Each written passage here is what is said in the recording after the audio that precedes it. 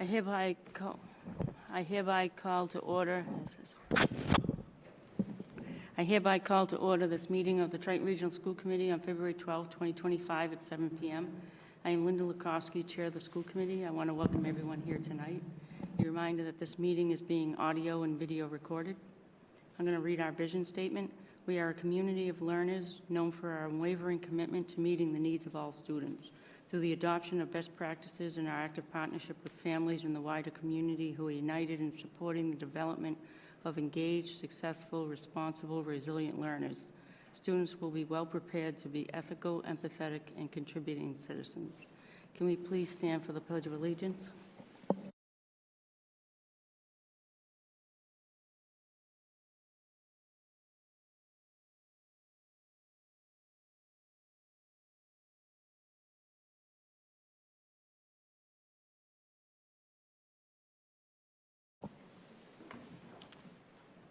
The next item is Student of the Month, and due to the weather for tomorrow, the basketball game was changed to tonight, so we will have to move our Student of the Month for February to March.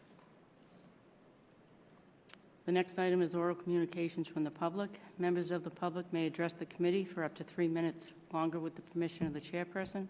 The committee will not engage in a discussion on topics raised during public comment, but may choose to add the topic to a future agenda. This agenda segment will be limited to 15 minutes. Are there any members of the public who wish to address the committee? Mr. Cullen? And Mr. Cullen, if you want to hand out the papers that you now have you can just hand them to her and she'll pass them down. It's just we can't have them around the table before the meeting starts.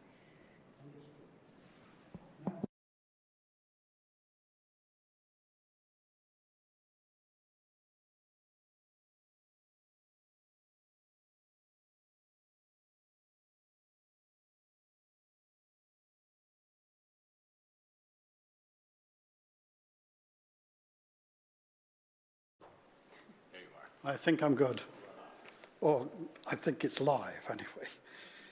Okay, so this is a little late in your budget process, but I think it's fairly critical to kind of take a look at what other districts are doing.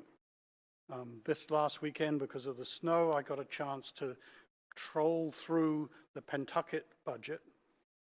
And their budget is significantly actually in decline in terms of year-over-year basis.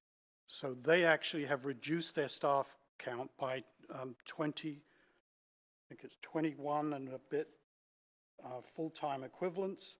It's down from 373.3 down to 351.6. So they have taken a hard look at what they're doing.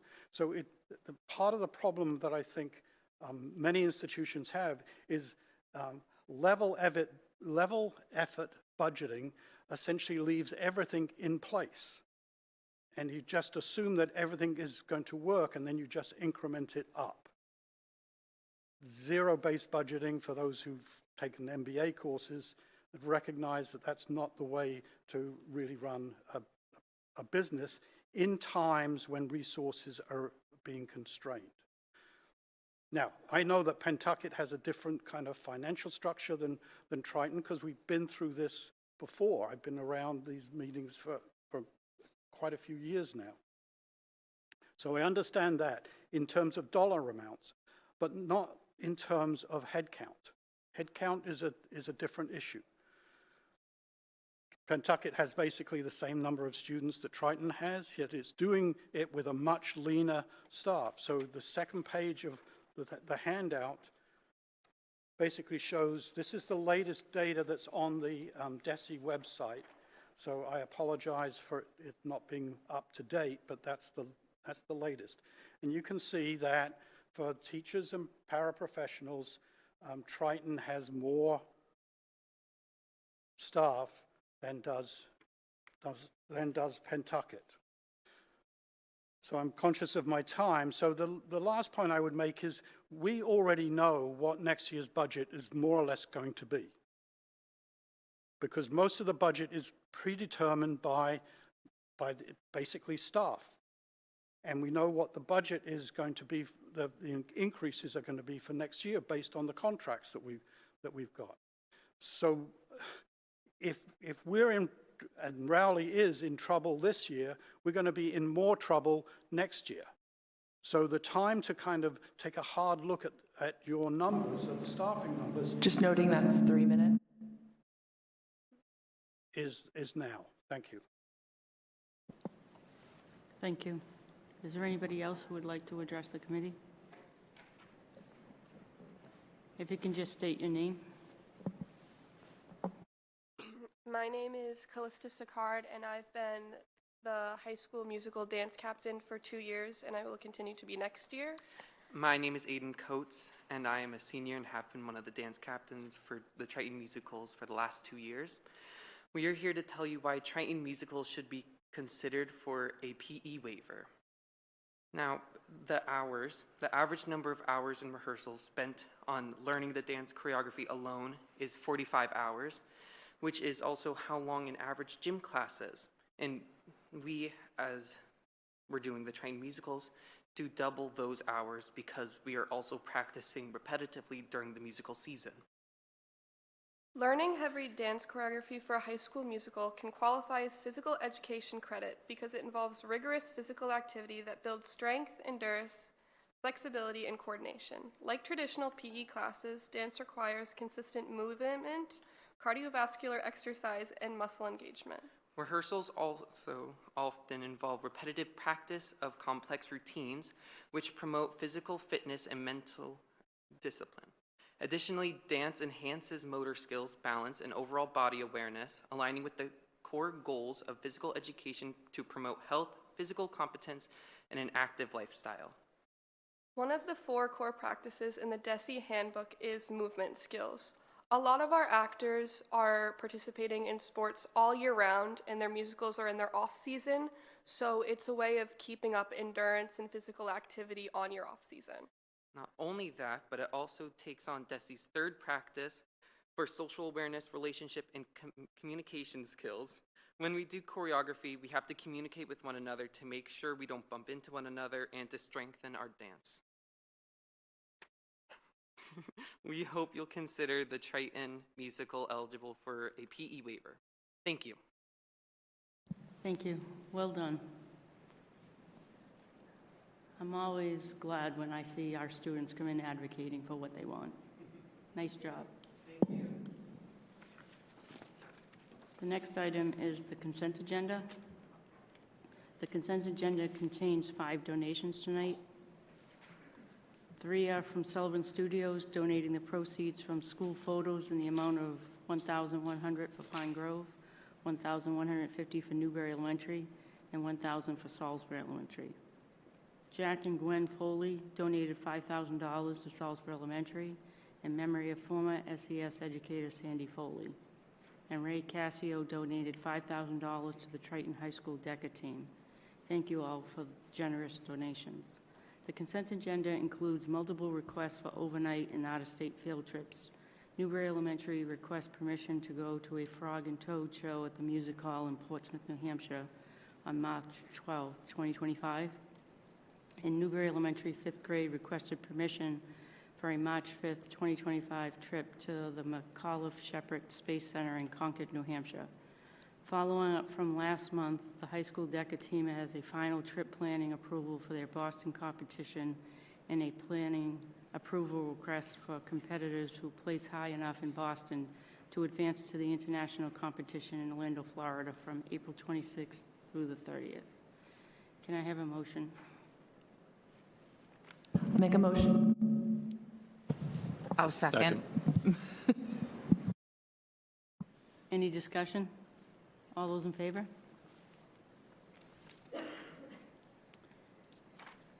Next item is student representative report. Student Representative Owen Silver is now going to update the committee. So I want to start by mentioning that the Student Council today nominated Patrick Jansen and River Wynn to the school building committee, and I think they're great choices. Outside of that, the high school recently had their MyCap Day, which is a career and readiness training, and I believe it was on the whole well received by the student body. I know a number of students expressed that they felt it was helpful. And looking ahead, the student council is planning some activities to break up the long period between February break and April break. It's like 8 weeks of uninterrupted school, which is fun. So there's definitely anticipation amongst the students for the upcoming February break as well. Thank you, Owen. I want to thank the school council for their time picking the students. I'm just going to ask the committee if we can move up the CPAC update.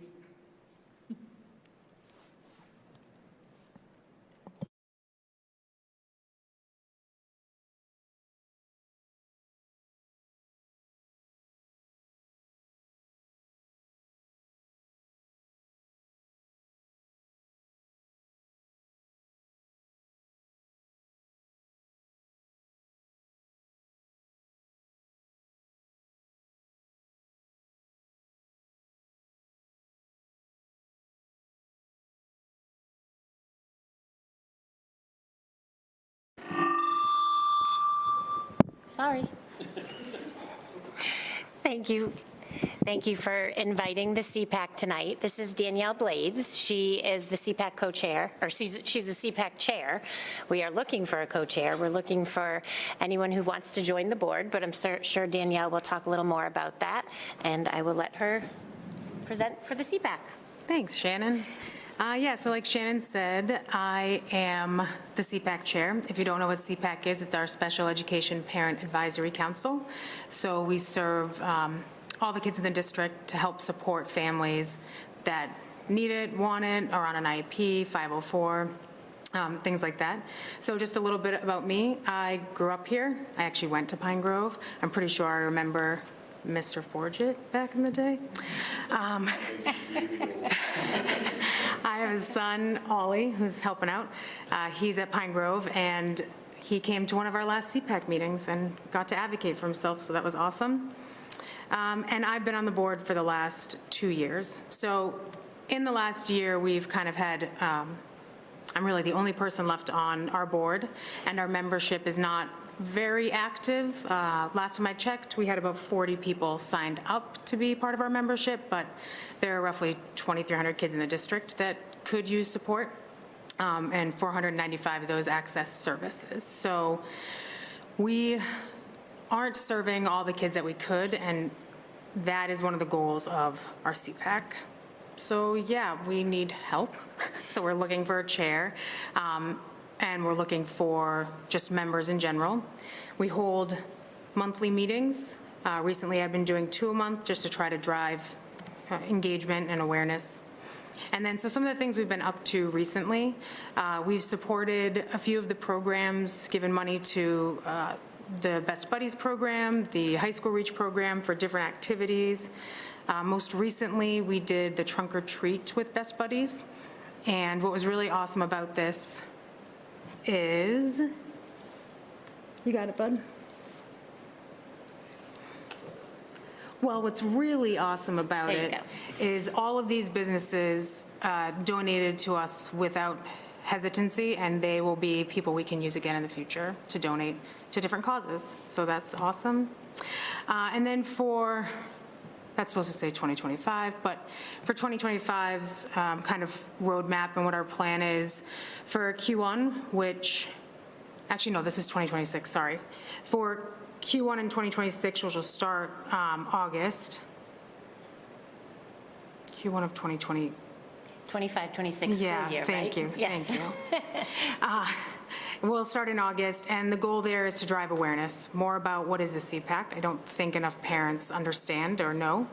And then we'll move into engagement, so trying to increase our board membership and then just overall membership.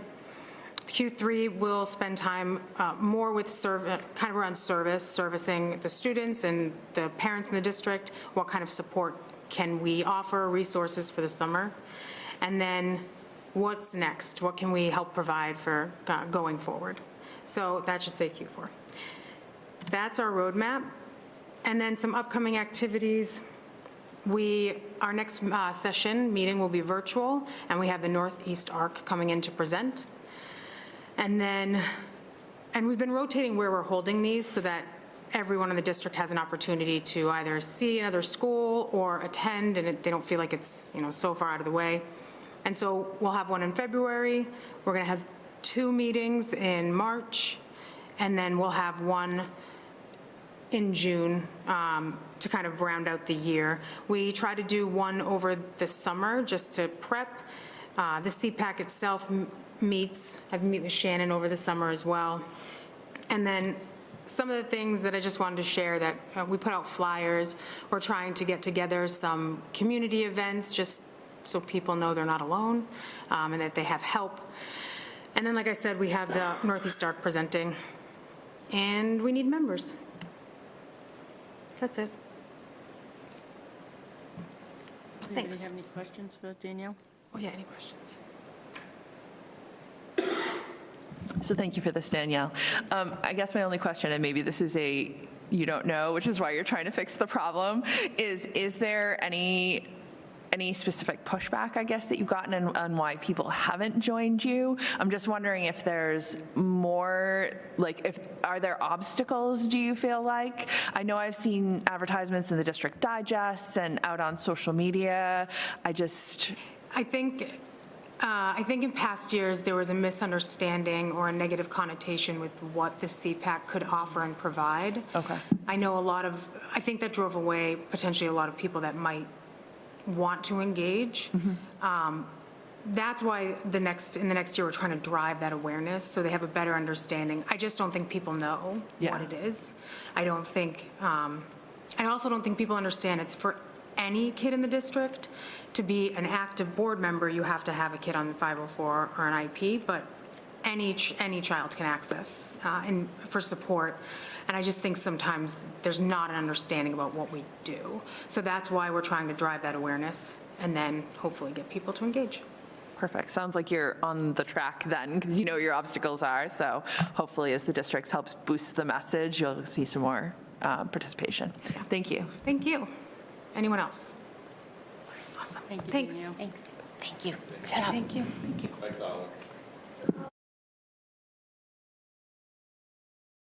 We would also like to move up the graduation requirements and competency determination, as well as the PE waiver expansion.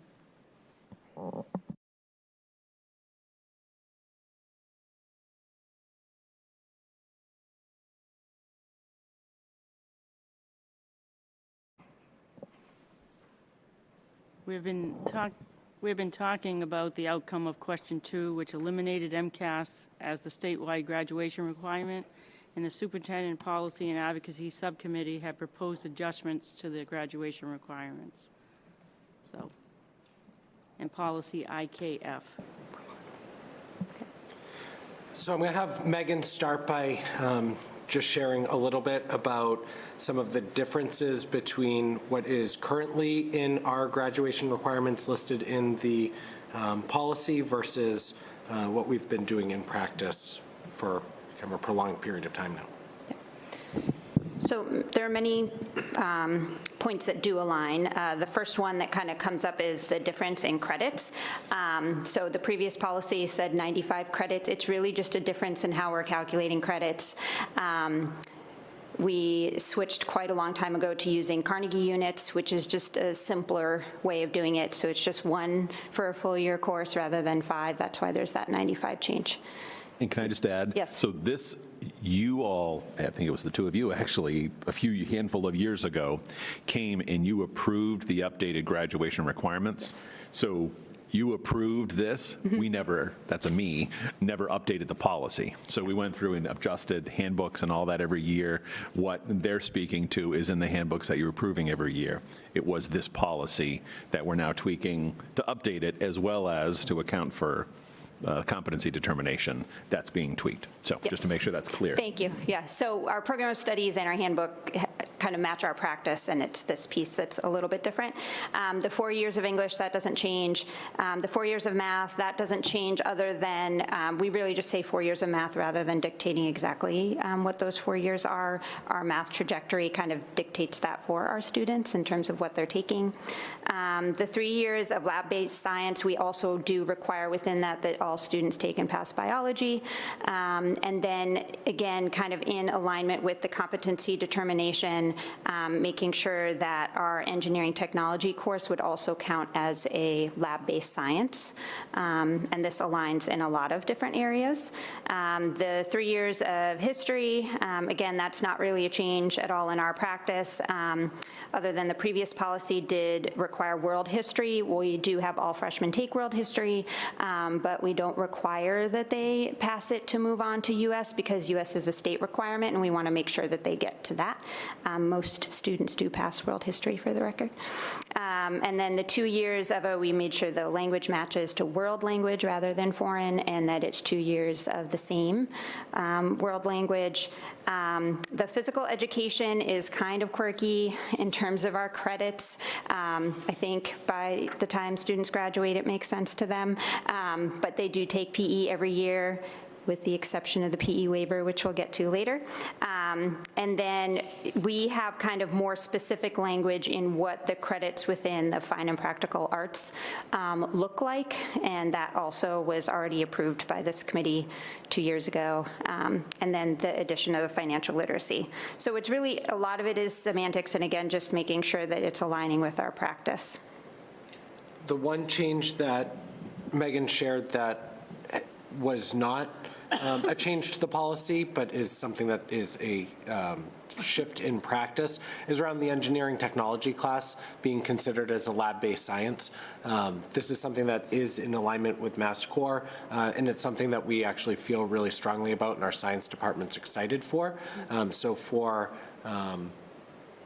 a long time now, we've had students that have kind of struggled through some of our upper level science classes that might not be fits for them or what their needs are long term, where they want to go off into the trades, or they want to go off into other fields of study. And the engineering technology course is actually a better match and a better fit. And so this allows for our students to still go through biology, still go through chemistry, but then to have engineering technology as their third lab-based science course. So I think it's going to be something that is a welcome change for a number of our students. It also means that when we're calculating our core classes, that's counted as a core class for students. So when we think about things like sports eligibility or eligibility to participate in extracurriculars like play, that would be something that's counted towards eligibility requirements as well, which is just another benefit to our students. Just as a side note, whenever we have either changes or updates to our graduation requirements, I have to put things through NCAA. It's really just if we have any students that go play D1 somewhere that we have to have requirements that we're meeting, and they did preemptively approve engineering tech as counting as a lab-based science. So that's also a good just national litmus test for kind of the bar that they're wanting academically. Are there any questions about any of those updates before we move on to the competency determination? Anna, did you want to talk about the start of the change in the law, or do you want us to take care of it? Be happy to have you take it. So I think as everyone is aware, the law was changed around the Ballot 2 initiative regarding districts needing to provide a competency determination measure towards graduation as opposed to the MCAS test that's provided. There's been several different, I think, webinars and guidances issued of maybe varying levels of specificity over the past couple of months. And as districts have kind of started to move forward with this, I think the general premise that most are, or approach that most are taking is to look at the courses that previously met the standards that needed to be taught for successful completion of the MCAS subjects, and to identify within those the standards that would be important for students to know and have mastered for us to award a competency determination.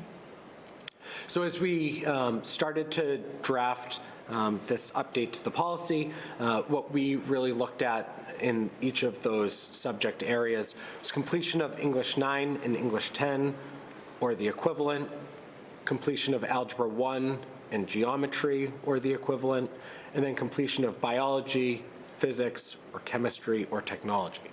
The reason the science is a little bit different, maybe different than what we initially expected, is because as a result of the way the law was written, you need to provide the opportunity for students to meet their competency determination in any of the areas that could have potentially been tested.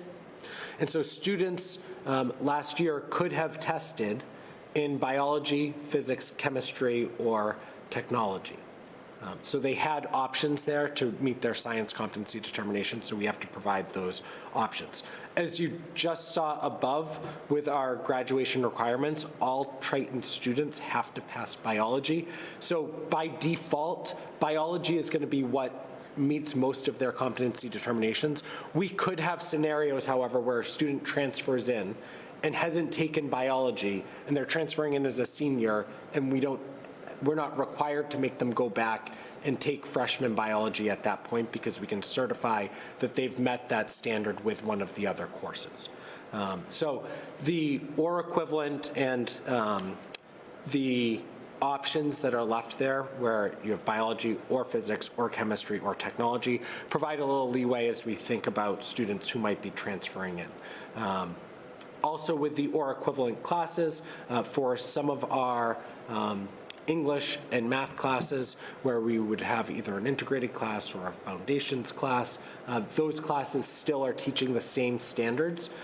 They might be taught at a slightly different level, but wanting to make sure we're not excluding students based on the level of course that they're taking, that the expectation for all of our students and for all of our faculty is that they're meeting those standards that would have been expected as part of the prior MCAS test being taught in each of those levels, regardless of which English 9 class you have, regardless of which Algebra 1 class you have. There's an expectation that you're meeting all of those learning standards that are included. So that's why you have the or equivalent language, because sometimes courses are either named something slightly different or someone's transferring in and something looks slightly different. I know Megan often sees transcripts, especially from some of our students that might be moving from abroad, where the math course just says math 9. And she's trying to unpack what Math 9 is in Ecuador, or what Math 9 is in Brazil, or what Math 9 is somewhere else. And so wanting to make sure that we have the ability to look at that kind of with a critical eye and make sure we're not penalizing a student based on where they're from or what school they might have attended previously.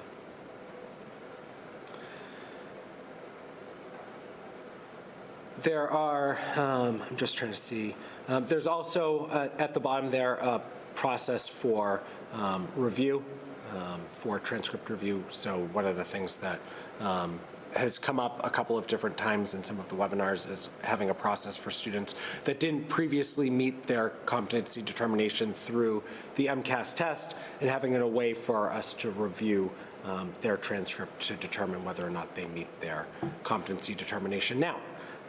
So there's just a process there for us to go through and do that. It's a review of the transcript by Ms. Ober and myself, so Director of Guidance and Principal, to make sure that if we're deeming someone should have or should now earn a high school diploma, that we're giving them the opportunity to do so.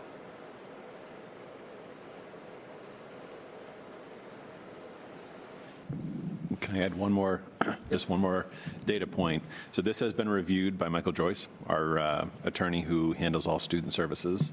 But there is yet to be, unless I'm mistaken, actual guidance issued by the Department of Education around this.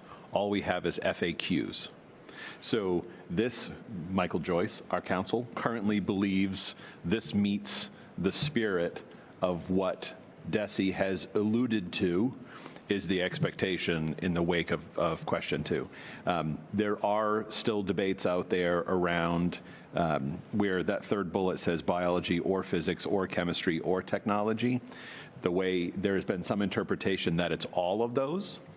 And I don't know that any school is moving towards that, but those are the types of things where, without any guidance, this is our interpretation. Is it safe to say, I know Megan, you with the other guidance directors in the area and Patrick with principals, right? There are many different interpretations of this, and no one's looks exactly the same. So the governor has established a graduation requirement task force or whatever you will. That's not happening quickly. So will this be tweaked by that? Perhaps. Maybe there's some actual guidance that comes out of the Department of Ed. I'm not holding my breath. But either way, so this, with our council, district council, believes that this puts us in a good standing so that we are meeting, in our interpretation, the spirit of that law as changed by question 2. Most importantly, for the class of 25, who is months away from for us being able to say we can check the box for all of the members of the class of 25. I would say 2 things with that, Brian. So first, I think this is relatively similar to some of our neighboring districts in speaking with their principals and what they were looking to propose to their school committees. It's very similar to what I've seen in terms of drafted language for other school committees. And then secondly, I personally would like the school committee to update the policy around this because we do have some students that are currently in the limbo space where they had not met their competency determination through MCAS and no longer have the opportunity to do so. Some who would currently meet their competency determination based on previously passing and showing mastery of curriculum in these courses, and then some that are still working in that direction. But wanting to make sure that we are not denying students the ability to graduate come the end of the year because the state changed the requirements and didn't provide a path for them to meet their competency determination. Anybody have any questions? Or Sorry. I feel like it's always me. So one question is, I know there was a meeting on Monday that DESE held, and they were hoping that there was going to be at least an ETA on some sort of guidance coming out of that. Did that, nothing, huh? Nothing, okay. The last one we were on was that last week? Yeah, was it last week? We were on one last week that was like they were going through some of the stuff they were going through was just talking about where things were problematic and then also wanting to add, based on the language in the law, the potential for adding world language and U.S. history as additional subjects that students must meet for their competency determination. So there were things that they were talking about adding, things that they were seeing still as areas of inequities in what was put forward, but there wasn't anything that I left that with saying this is something that's going to change our approach in any shape or form. Okay, that goes to figure, but Yep. you know, I was hopeful. No, and like the addition of world language, while it wouldn't be a huge shift for us, you know, they were talking about the number of students across the state that by junior year still haven't taken a single world language course. You know, it was like 15,000 students across the state, I want to say was the number that they provided. It was a little bit shocking to me. And then for the U.S. history requirement, we would already meet that U.S. history requirement. All of our students are required to pass U.S. History 1 to graduate. So we would, I think, still be in fine standing with that. If we added that in at a later date, I don't see an impact on our students. Okay, thank you. So can I just clarify? So that was a Board of Ed meeting. Okay. They Okay. put out a media advisory at 11:30 on Monday, and it was 5:30 PM Monday. Okay. But that was a board meeting, so that would have Oh, been okay. them having a discussion about, in their words, Directing. a continued discussion of possible CD regulations. So what they're talking about is meetings where DESI holds a meeting, says, here's the FAQ, here's a training. Yes. Okay, thank you. And my other question, and this is probably like a ridiculous assumption I made, and I have no idea. I mean, I guess it just seemed to me logical. We have graduation requirements already. I just assumed the competency determination would be passing all of the graduation requirements we have already, but this is considerably less than that. Can you just explain why?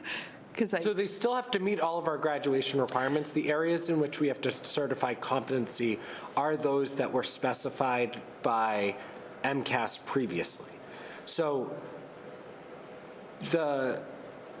I see them as two separate things, because we always had a process to certify, to do competency determination certification. So that was still a process I had to go through as principal every year, to go into their portal and certify that all of our students had met their competency.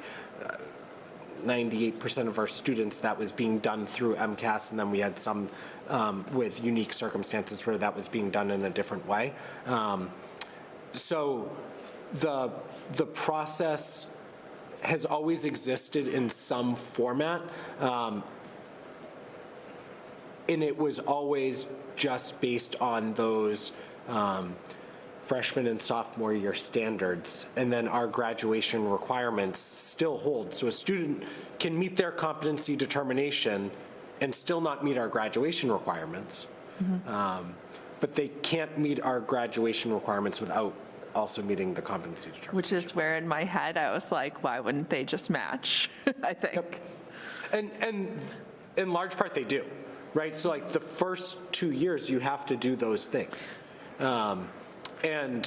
And if you haven't successfully completed that by the end of your sophomore year, you have more chances to do so, but you are not eligible to like fully fulfill the graduation requirements if you haven't met the competency determination. But you wouldn't be eligible anyway because you wouldn't have met the graduation requirements, right? Correct. Okay. But you can achieve your CD without meeting the graduation requirements. Correct. So they're not connected. They are connected, but they're independent valuations, if you will. Right, So when but I you had can't- sent, The MCAS was, yeah. right, so in December, when I think I included the very brief FAQ at that point, and it included the language that changed, and it literally took out the MCAS. And so this is where we get to the subjects that the MCAS assessed. Graduation requirement is still, it has to be at least the CD. Obviously, ours goes above and beyond, but they're not the same thing. They're separate measures. I understand that. I just didn't understand why one wouldn't be the measure of having completed the other. I think in that same memo I said, our goal would be to just be able to say, if you meet our graduation requirements, you meet the CD. We can't, apparently. That's the understanding, is you have to have a very clear delineation for someone who may not be graduating, or for someone who comes back afterwards, from 2005 and says, I didn't achieve my CD because I didn't pass the MCAS. We have to give them a path. I mean, some of this goes back to the change in the law without a clear path forward, right? So I think these are all logical questions. They're logical questions that you hear when you listen in on a board meeting. They're logical questions that you hear principals, assistant superintendents, directors of student services ask in those webinars when the DESI representative that's put out as the sacrificial lamb acts flustered. Those are not uncommon questions that we've all asked sitting in those webinars, and admin across the state have asked, because I think the law was changed without a clear path forward. Yeah, But right. to Caitlin's point before, you could pass MCAS and not graduate. It's the same conundrum, just now there's no, There's just not a test. Can you put your, thank you.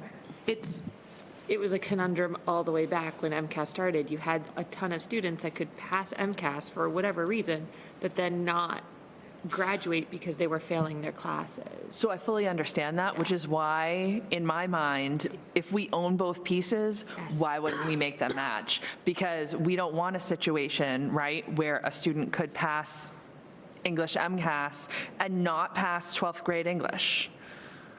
And that's where I guess I get confused. I think it's much less likely for someone to be able to, like, meet our you couldn't meet our graduation requirements now and not meet the competency determination, where you could have done that previously. I think it's much more likely now that things will remain very closely aligned with the two, because to pass English 9, you have to show mastery of the standards that are included in that curriculum.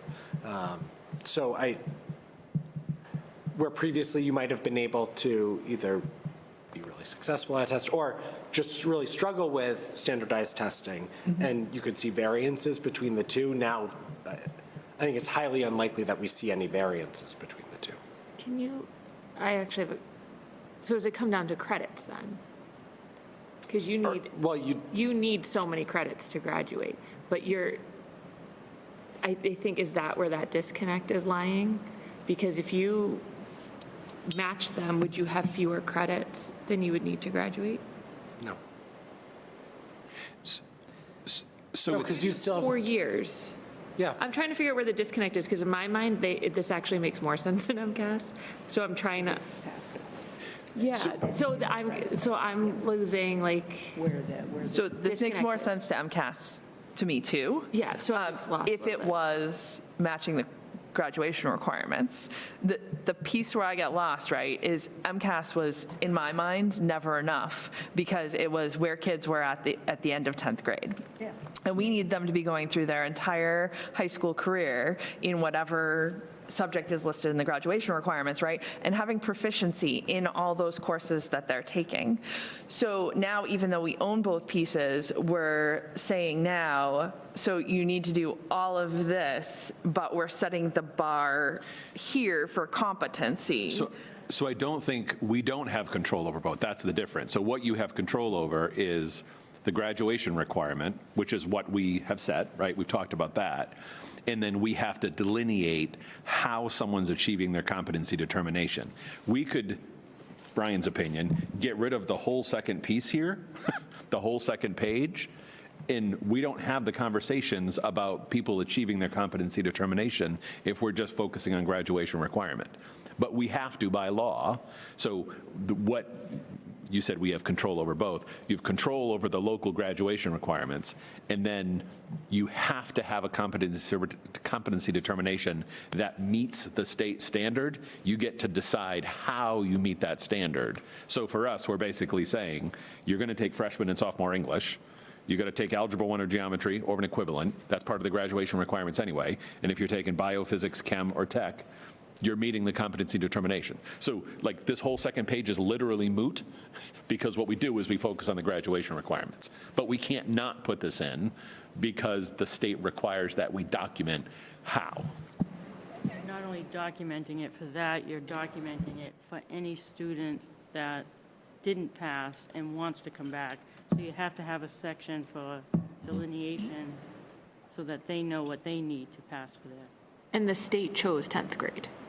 Like So, this. right, because the language talked about the 10th grade MCAS. So the 10th, like, I think everyone sitting here would be like, no, we want you to meet 12th grade standards, but the state Right, said so this goes 10th grade. so back to that's the what it discussion speaks to, about yeah. question 2, intent. I agree with intent of question, or the execution of question 2 with the cart before the horse. This is what you end up with, right? You end up with, all it did was take the MCAS out, but it didn't take out those 10th grade MCAS standards. So we have to have in a document, a policy on graduation requirements, documenting basically those 10th grade standards as the kind of minimum. But then we're saying graduation requirement, if we're going to give you a diploma, is actually more extensive. I was just going to say, a couple of years ago, when I was having this conversation as part of, with the MTA hat on with Bruce Tarr, and we're saying all the things about MCAS, and his response was, well, I have to know that a kid graduating has met some minimum standard, right? And the competency determination is, what's the minimum standard that if you have a diploma from somewhere in Massachusetts, that you've done this? And this is 10th grade English and math and a science course, but we have higher standards, and those are our graduation requirements. And so here's your minimum, but here's what we ask you to do. And so in my head, it like, here's the competency determination, and here's everything else that you also have to do. Like, you've met the state requirement, and now here's this district requirement. But to the point is, it's just meeting the framework requirements of 10th grade. We have to do it, but. Sorry, just to kind of echo what Paul was saying, it's the word competency, right? It's not that it's a lower bar, but it's a very basic sort of what's the competency piece. The graduation requirements that school committees vote on and decide on are meant to have kind of more input, more elements of our community. We added in the financial literacy piece. That's something that, was a community decision.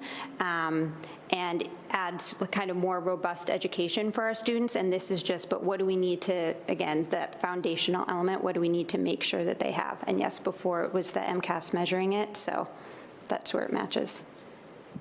Like Brian's opinion, I would hope that the commission that the governor is establishing to rewrite the graduation requirements would change the language and get rid of the competency determination and talk about a reasonable high expectation for all students. I don't know that that's going to happen, but I hope that's the intent, and to get rid of the competency determination concept. Yeah, and I would agree that is the logical thing to come out of that question that I think everyone expected, right? Getting rid of MCAS made sense, right? But there should have been something in its place that allowed us to keep personal finance, right? You can go above and beyond, but set some basics that every district should do, and that somehow did not come through in the logic. As a sidebar reminder, too, they still have to take it and do well to earn the Adams Scholarship, to get the seal of biliteracy. Yeah. So the test itself, we're having to remind students, is still very much present and important. So. It also impacts our accountability data as a school. It impacts our school report card and district report card. Those things are still measured in large part by MCAS. And so regardless of whether or not it counts towards a student's competency determination, it is still what we're being measured on as a district by the state. And we know students care deeply about accountability measures. It'll be a very difficult sell. The mornings of MCAS, when I'm trying to convince everyone that they should do their best and work diligently through it. And just saying on the record now, like saying the thing loudly, that last year's scores and this year's scores are going to be different standards and so like just like we had that break during COVID and we said we can't compare this year to last year, we're going to be doing that again, right? Because are we going to lose students taking a nap instead? So I remember giving the pilot history MCAS in one of my first years teaching, and the number of my students that actually took it and completed it successfully was interesting. When we were giving the makeup exam in November we started it the day after the election. And I had one student that morning say, I don't need to take this. I don't care. The law changed. I said, yes, you're right. We have no guidance yet, and I don't know what that means for your potential graduation. He said, I'll take the chance. So I could see other students having similar mentalities. Yes. Well, I want to thank the administration for at least coming up with the competency, because as we all know, the Department of Ed is always behind the 8 ball when it comes to giving us guidance for anything. I appreciate all the time and effort that everybody's put into at least guiding Triton in a direction. Hopefully, at some point, the Department of Ed will catch up. So this is a policy for your approval, right? If it could be a first reading, my suggestion is it's a single reading if it's not controversial, not logical, not controversial. But either way, this is a policy that you'd be adopting. And we didn't bring it through the policy subcommittee. We talked about the graduation requirements, but this is a work in progress. Does anybody else have any comments or concerns, regardless of how sane this policy is? Can I have a motion? I'll make a motion to approve revisions to policy IKF, graduation requirements updated to reflect recent changes to the competency determination due to the passage of question 2 in November 2024 as a first and final reading. I'll second. Any discussion? All those in favor? Thank you. Thank you all. So moving on to the PE waiver. Yes, we get to stay. And our students, and I actually thought they were going to stay to be part of it at this point in time as well, but they did a great job of expressing the desire and need to update our PE waiver practices. So as you know, we have PE waivers for students who participate in athletics for their senior year. We've also previously included marching band and currently also include Winter Guard for PE waiver.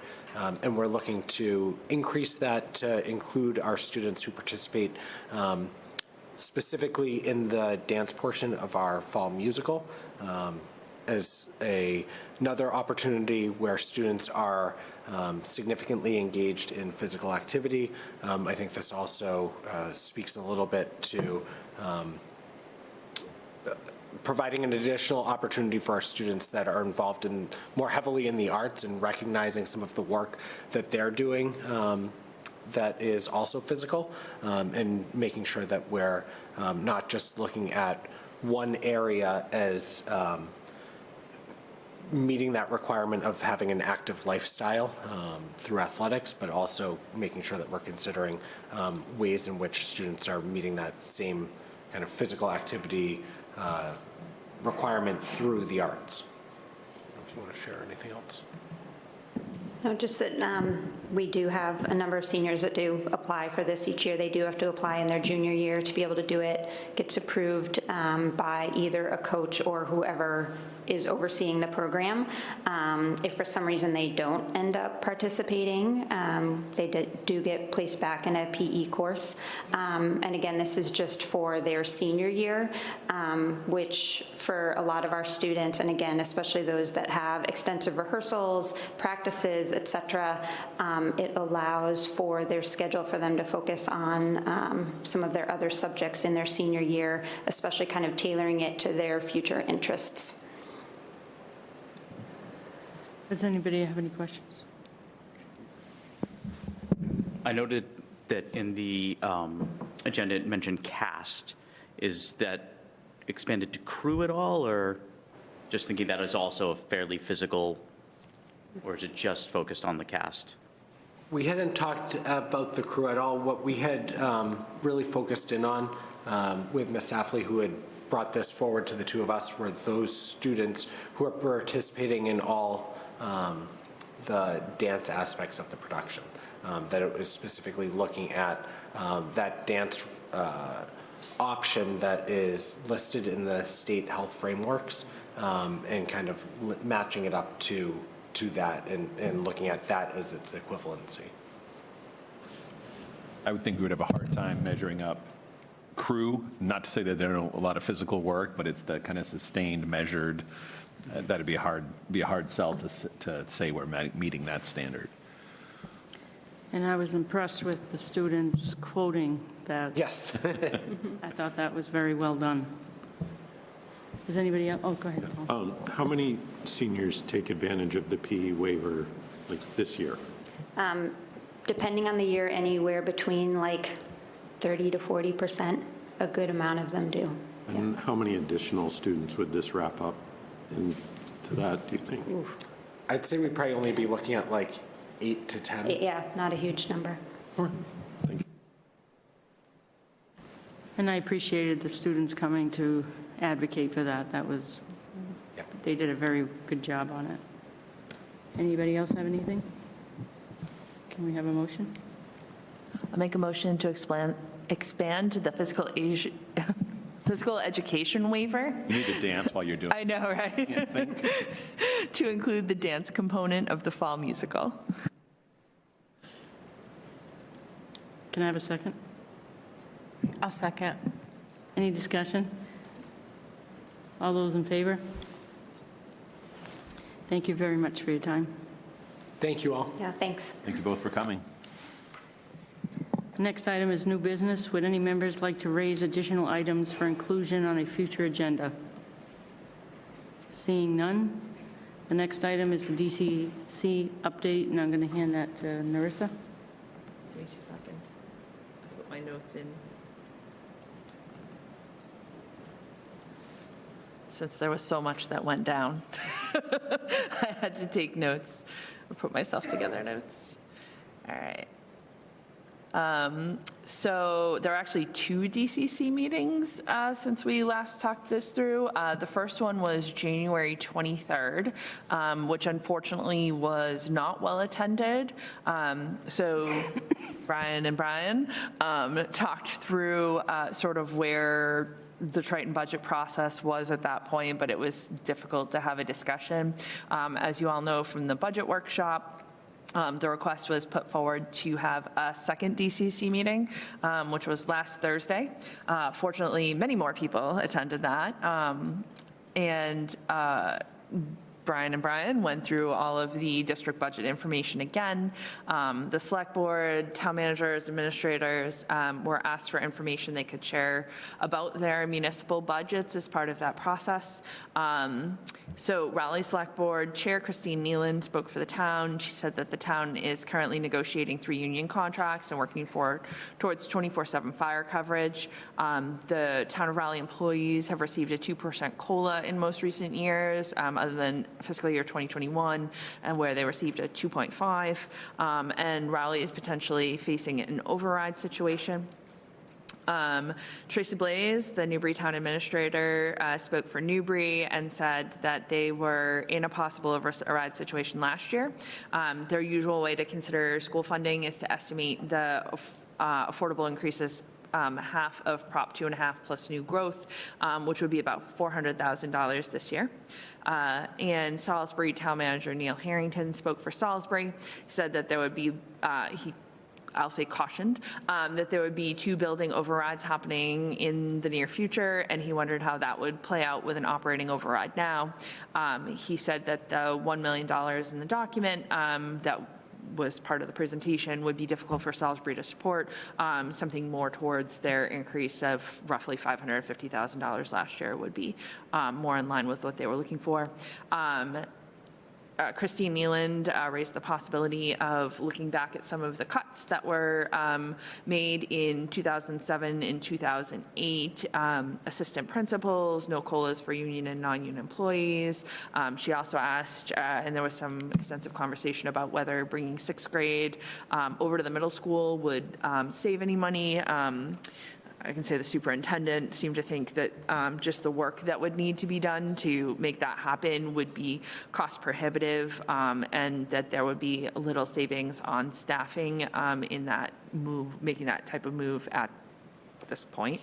The DCC was asked about putting a second DCC meeting in February, which was a tentative on the calendar. That would be February 27th, and they agreed that that should happen. So the next meeting will be February 27th here in the library.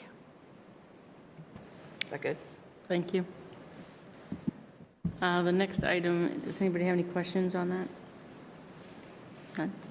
The next item is the mid-year assessment data. Director of Curriculum Instruction and Assessment, Dr. Anna Bates, is going to provide an overview of the mid-year assessment data. Thank you. So I will give you an overview of where we are with iReady. I did leave a little information on there about like what iReady is and why we use it. It is an adaptive assessment used for reading and mathematics in grade 2 through 8 across the district, as well as grade 1 at Salisbury Elementary. They've decided to collect this additional data point. So the data you see below includes all of those grades. It is research-based that shows a strong correlation between student performance and student achievement on the mid-year benchmark and then on MCAS, so we can use that almost as a predictive measure, and that's one of the, we're able to like respond to this information in a much more timely way than we can from getting the MCAS data. So lots of good news, lots of things to celebrate in here. Reading achievement, you can see there's an increase in reading between fall and mid-year. So we had a reduction of 10% of students who scored 2 or more grade levels below, and an increase of 18 percentage points of students who are scoring at or above grade level. So we're increasing that green, decreasing that red. But also comparing this to last year at mid-year, we have 3 percentage points higher of students at or above grade level this year than we did last year. So certainly making progress between fall and mid-year, but also year after year. Same thing with mathematics. Between fall and mid-year, we had a 10% reduction in students scoring 2 or more grade levels below, and an increase in 22 percentage points of students scoring at or above grade level. So that's 2% reduction in those scoring in the tier 3 from last year, and 6 percentage points over those scoring at tier 1. So big increase there. So the other, iReady looks at, similar to MCAS, looks at achievement and growth. So they use 2 growth measures, and here we can see the progress towards typical growth. So it's showing how a student is growing compared to an average student at the same grade level, the same baseline placement level. You can see that at the mid-year point, we had 51% of students who were in that meeting their typical growth. So that's actually where we want to be, hoping for 100% by the end of the year. And then for mathematics, we had 34% who were in that 100 plus. And then, but notably on both, we have a percentage of students who are not moving as much, and those are areas that we're certainly still focusing on. The highest percentage of students that we had who were meeting their growth targets were actually those whose baseline placement level was 2 or 3 levels below, which to me means our interventions are working, that students are growing, and I think we just continue to focus on strengthening those interventions and making sure that students aren't only meeting that typical growth, but we're pushing them to meet that stretch growth so that there's no longer that gap and they're meeting grade level standards. In terms of overall trends, I love these charts that are showing our overall achievement and growth in achievement and growth in reading and mathematics. You can see that we've fallen in the high performance and almost high growth quadrant for all schools. I love it when we're clustered around that upper right-hand corner. Just in terms of trends, and we saw this last year, that our assessments do show greater achievement and growth in reading than they do in math. We had median growth in reading was at 88% or higher across all schools, ranging between 44% at Salisbury and 54% of students at the mid-year who met their annual typical growth. So that's great for those 54% of students at Pine Grove and the middle school have already met that growth in reading. Median growth in mathematics was 65% or higher across all schools, and we had between 31% of students at SES and 39% at TMS who were meeting their annual typical growth on the mid-year assessment.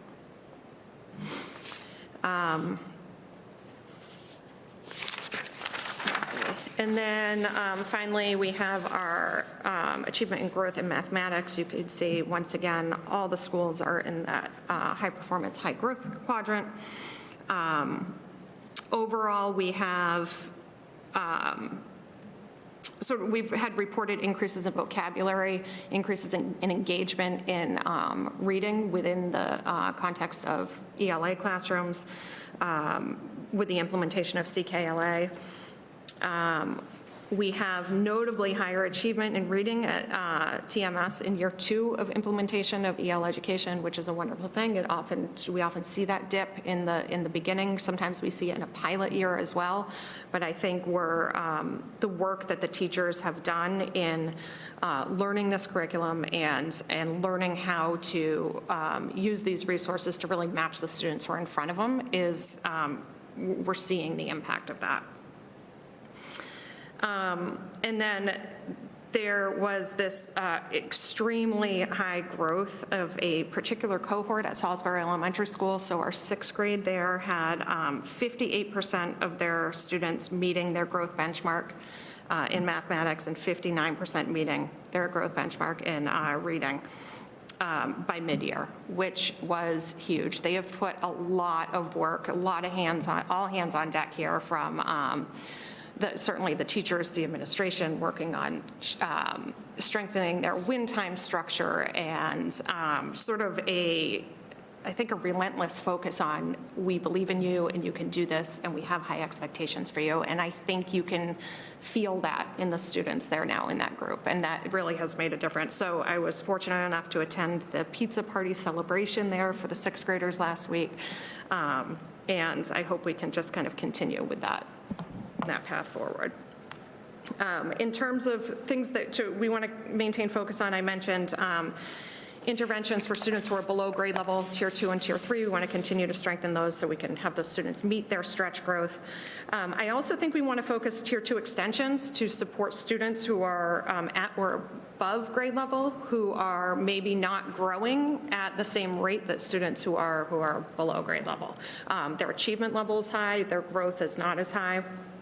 And then we have a number of targeted efforts that will continue to support growth and achievement for students with disabilities and students with low income, which are 2 of the subgroups that we just need to continue to keep an eye on and make sure that we're giving all students the opportunity to be successful and grow.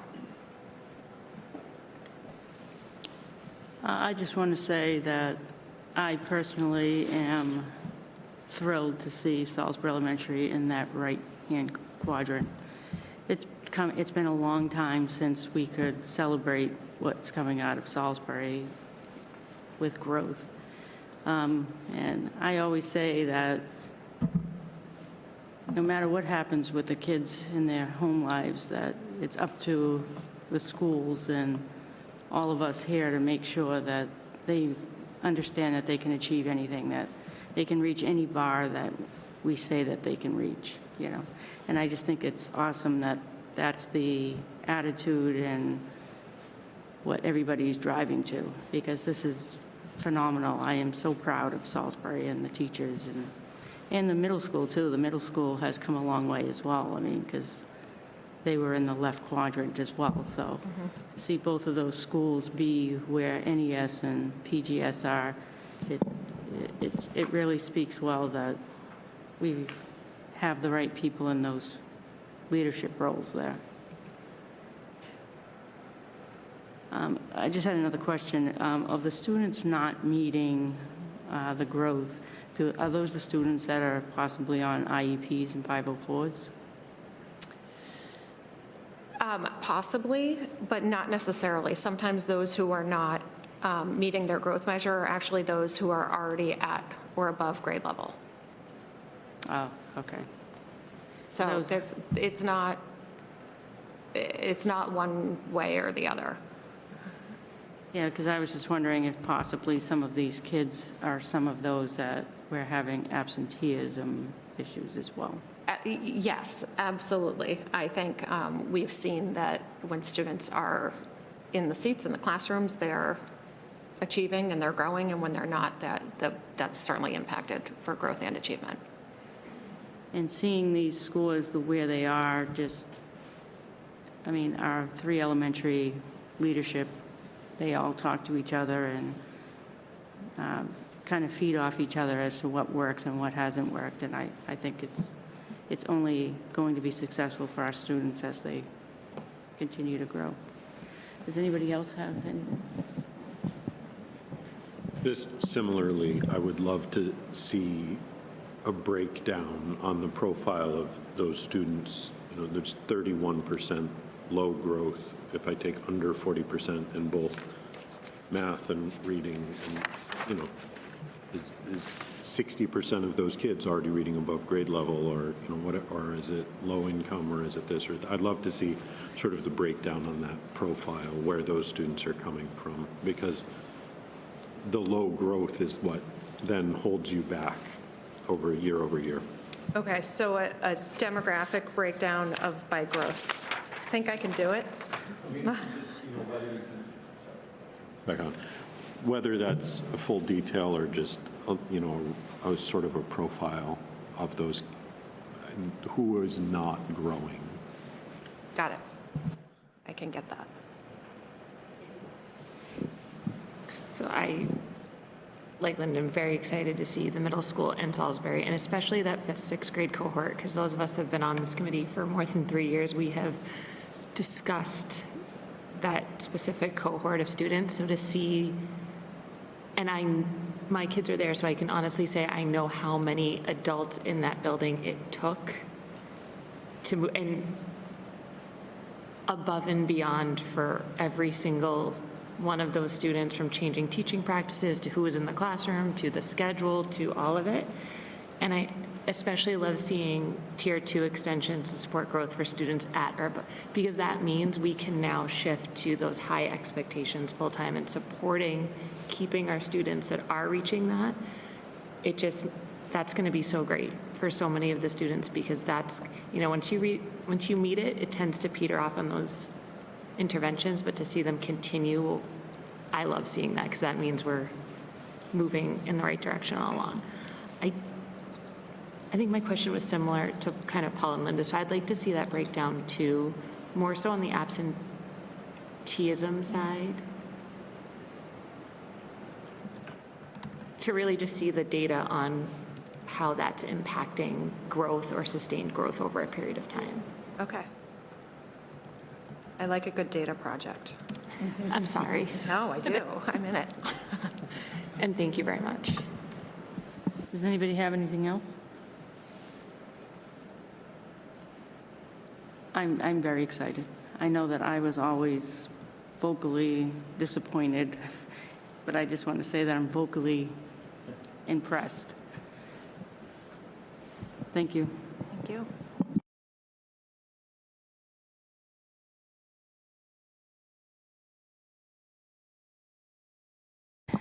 Superintendent report. The superintendent will now give his report. A very quick report this month to confirm for you that the surveys were completed. They were completed between February 3rd and this past Monday. Actually, students were taking it at the high school level during Viking block on Thursday, and apparently someone called a snow day. So that got delayed, so that happened Monday, but parents had through midnight on Monday, and so that is now in process. I've confirmed with Peter from UMass that we are set, and we should have that data back in a few weeks. I did confirm here, just there was a question raised, and it was a good question about timing in providing feedback, and I did explain the rationale here that there was a question around a freshman parent may have a great perspective on a complete, middle school experience. However, the intention is that we're doing these surveys year over year, right? The goal is we're going to do, whether it's February or we decide we like it in April or whatever it is, that this is an annual survey. And to compare year over year sentiment, beliefs, where we're shining and where we're struggling. Having a current snapshot is really important. So for that reason, it is, and speaking with Peter, it makes the most sense to make sure we're taking students and staff and families specific snapshot, the moment in time, the year that we're taking the survey to capture the sentiment. Again, because these are about beliefs and sentiment and beliefs and opinions. This isn't, right, that's the type of survey this is. So just have a little explanation there, and hopefully that made sense. I did follow up with the parent as well, and agreed as well. It made sense. You would have liked to have provided that feedback, but completely understood the rationale here. So, yeah. Just curious if you have any idea what the participation I rates don't. were like? I just asked him that. Okay. So I asked him Monday, and it was like in the. I don't have an answer yet, but I was just I curious. should have an answer before I have like full results. I should be able to get that answer about what the Thank you. participation rate was. And again, just to confirm, so he'll be able to. We gave UMass a full set of parent emails for the high school, full set of parent emails for the middle school. If a parent has a student at the middle school, the high school, and Pine Grove School, they got the survey 3 times and were asked to complete it 3 times for each school experience. So we'll know very explicitly what percentage of the responses for students. Obviously, it's a closed set, and staff as well. So I'm hopeful we have a real strong staff response. We carved out time during the workday on a PD day. Similarly, carved out time during the day for students. Again, it wasn't required with parents. I'm hoping they took us up on the opportunity and provided us with the feedback. MSBA process, nothing new there other than report. We did have our kickoff call. Not a lot of rocket science there, just kind of read through the information we already had. So we are in the works. We're working on, as you know, we're set at the March 12th meeting. We will have nominations. Owen mentioned the students are there. I know we have one of the 3 town officials. And then working on the community reps. School councils are working on the parent rep, again, to make sure we have a good balance of each of our 3 towns represented. And then the rest of the stuff, educational questionnaire, other items. Our first box has been checked with a certification that had to happen. We have that officially done. So I do believe we'll be able to complete the majority of the paperwork on our end by the spring. And as I had mentioned to you, their assumption is December to go to the next phase. They said October is very reasonable. August is possible, but tight. So that is still our goal, is to have everything by late spring so that we can get onto that August, I think it's August 26th, 27th, agenda to be welcomed into the next phase, which is right into selecting designers. Portrait of a Learner, just a quick update that we met this past Monday, continuing to refine the core competencies and worked on specific skills in developing I can statements. I would say out of all the work we've done so far, I felt like that day was the most where people started to feel like it's coming together to seeing a product. And when you have a specific role and responsibility, and then you've got I can statements for early elementary, for upper elementary, and for secondary, and what that looks like in specific skills and specific expectations. It really starts to feel good. It feels like there's the group, it's a great group, congealing around the work. So our goal is, again, to have that portrait in a draft form to share out later this spring for feedback, and that we'd be kicking this off as it will be a work in progress for a while, right? The value of this is starting with the core and continuing to develop. We were talking about how much does this pervade our work. We talked in the policy subcommittee, because I mentioned it at the group, about identifying students of the month that are around that portrait of a learner, and then the school committee student of the month, recognizing those students rather than our own separate kind of vehicle. Or does it filter into report cards? It's certainly going to filter into classrooms and the language we use. So it's starting to feel real, and it's exciting. So good news there. And then I will not go into detail, but I did include the statement that I issued on the school resource officer. I've continued to be in very close contact with Patty Fisher, the police chief in Newbury. We have agreed that it is very clear that there will not be an SRO back in our buildings before fall. Taking an opportunity to take a step back, see where things are, certainly see where something broke down, that this could happen, and be prepared to make sure that it doesn't in the future. So you have that statement. I think I've shared with you, we have declined on-air interviews with several Boston stations. I have issued this response and some follow-up answers to questions to both Boston stations, and primarily the local news. And so if you have any questions about anything in that, I'd be happy to answer. Does anybody have any questions for Brian? Can I have a motion?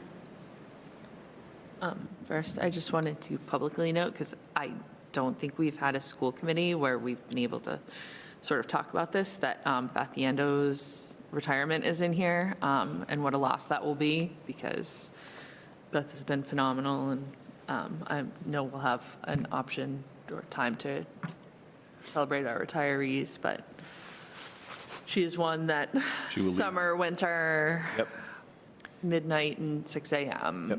She will leave very big shoes to fill. I've had the posting went live the very end of January. I, and any kind of senior administrator, I put in a statement there about anyone interested in talking about the position, right? Not for a pre-interview, but anyone interested in asking questions and learning more about the position, to please reach out. So I've had some great conversations with potential candidates. Some of those have applied. Some of those I expect they will apply. But I do think we will have a good candidate pool. It's a great school. She has unique these days in that she has been there for 12 years. Right, I was part of that revolving door back in the 80s into the 90s, and then when I was there from 01 to 05.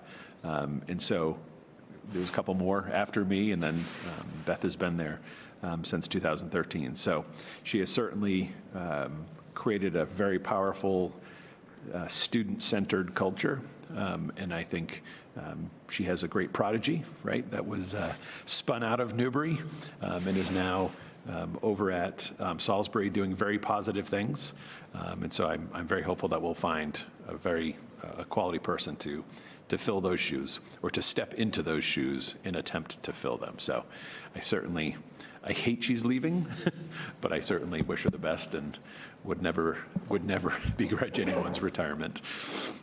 Can I ask a question? Of course. When you do a search or have interviews, do you include the other two? So so for a principal search, it's the largest search historically that I've done, just because it's such it's an everyone-facing position. So similar to the way I did it for Pine Grove and then at Salisbury. So we have Ginny King is the school council co-chair. You've met her here with Beth. So she is identifying a parent panel of 8 to 9 parents. I worked with Kristen Molyneux and Brittany Williams to identify a faculty and staff panel. Again, I think there's 9 of them. And then I will have administrators. It will be myself, Shannon, Anna, John, and then the other 4 principals will be part of that. So the candidates come in and have spend 3 hours. So they sit for an hour with the administrators, sit for an hour with families or parents, and then sit for an hour with staff, and then leave usually looking just the sheer exhaustion on their face. And then the second round, and again, it all depends on how many candidates we have. I've had 1 round, I've had 3 rounds, but it would then be a few parents, a few staff, and a few administrators would bring candidates back for a second round. So the first time you get to have your parents ask very specific questions. They identify their questions. I review them to make sure they're all good and legal. And then staff, same thing, have their certain, right, there's certain things that a staff member asks that a parent wouldn't. Same thing with administrators. It's very different than when you bring the candidates back for a second round and you've got all of them sitting together and your answers cannot be just catered to a parent or a staff member or a boss. So it's a great process. It's a little labor intensive, but it has yielded great results. Yeah, because you have these principals that talk to each other and you have the needle moving in the right direction. I'd hate to not have the principals be part of your panel. Yeah, absolutely, right. And in no disrespect to everyone else who will be part of it, Right. having Nicole and Michael as, right, what we have now with 3 elementary principals working together to produce, right, a student, the Triton student, who's moving on to the middle school, it's really important. So yes, they're both very excited to be involved. It takes a village, and you don't want one Heard that. outside the village. Yes, I have heard that, yeah. A motion, please. I'll make a motion to receive and file the February monthly report for the superintendent of schools. I'll second. All those in favor?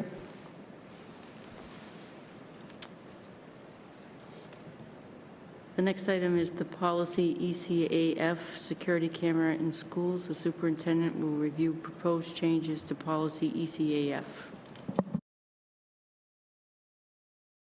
Muted myself.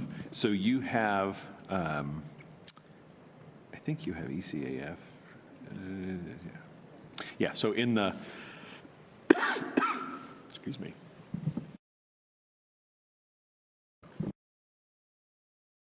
Just muted myself. Thank you. See, every time. You have this in your full revised section E. This is a policy, this is about surveillance cameras in schools, in our buildings. This policy satisfies the requirement in Massachusetts that surveillance cameras are a subject of mandatory bargaining. So when we first put cameras in place, I'm making this up, 15-ish, 12, 15 years ago, we worked with our 5 bargaining units at the time. They have an option to impact bargain, right? They can't say, we're not going to have cameras. There's a right to impact around how they're utilized, where they go. Obviously, there's lots of laws also about where they go, how they can be used. Surveillance cameras are video only. There is no audio. And so this policy was adopted. It's been good. There were some questions around access to cameras, and so it came to the forefront. It was a discussion both for in-school, our staff access, as well as police have access to our cameras. All 3 police departments, first responders, when they are coming on scene, right, for an incident, it is obviously absolutely of value for them to have eyes into the building. It's particularly notable at Pine Grove and Rowley. When the Rowley PD comes on scene to the Pine Grove school, they can literally see almost every corner of that school, and that is, in the God forbid, right, that is an incredible asset to have that will save lives. So it was about finding a balance, right, making sure that we have correct access. I'm not going to read through the edits. Hopefully you had a chance to read through. There's not major changes. There was a little, we had to pull back on in this, if you went into Newbury Elementary, for example, the monitor was showing all the cameras, and there was some question about should someone, a parent, be able to come in and see all the cameras versus the front door, yes, the back lot, yes. So some things like that. Secondarily to that, it was it came down to student records. So a video recording of a student is a student record. So the only people that have access to student records are school officials. So went to the discussion about the police department having access. So worked through this with our attorney. Again, we want the police and first responders and their cruisers and dispatch to be able to access cameras when necessary. But it was determined that we had to make sure that they didn't have any access to footage. So we generally, it depends on the moment, how much video we have. It generally requires, how much storage. When we first installed the cameras, we had about 30 days of footage. Right now, just based on the quality of the footage and the number of cameras, it's more like, I believe 15, 16, 17 days worth of footage that's retained before it starts writing over itself. Separate from this, I've been working with our attorney on an MOU with the police departments. This will guide, and you will already notice changes if you walk through the high school. You'll notice it's all front entrance, outside cameras. Even the gymnasium isn't necessarily on there all the time. That's publicly visible. So we've certainly made some internal changes right away. Secondarily, working on that MOU, and we'll work with the police chiefs, assuming you approve this policy. In essence, what it will do is give police live camera access, and this is already, it was depending on the way it was set up. There were some police departments that had ability to see some camera footage, stored footage, and some that did not. So we've changed that so it's standard, have access to all the cameras live. Again, the way the MOU is drafted is that police will have access to the cameras anytime that they're coming on scene, and then the two opportunities are, we call them, and by calling them inherently, we are giving them authority to access the cameras, or unbeknownst to us, they're responding for an emergency, and they also have those rights. So other than that, they wouldn't be able to just pull up the cameras and look and view footage. So there was a couple of questions about, was someone watching not inappropriately, but checking out Halloween costumes or, things like that. So we wanted to make sure that we're tight on this, but also not so tight that we are restricting access where we need our first responders to have the access. So as I said, this policy is kind of step one. I'll share with you an MOU before it gets executed. That would be the kind of next step with this if this policy is approved. As again, this changes our internal practice. The outside practice with first responder access will be a separate MOU. Does anybody have any questions?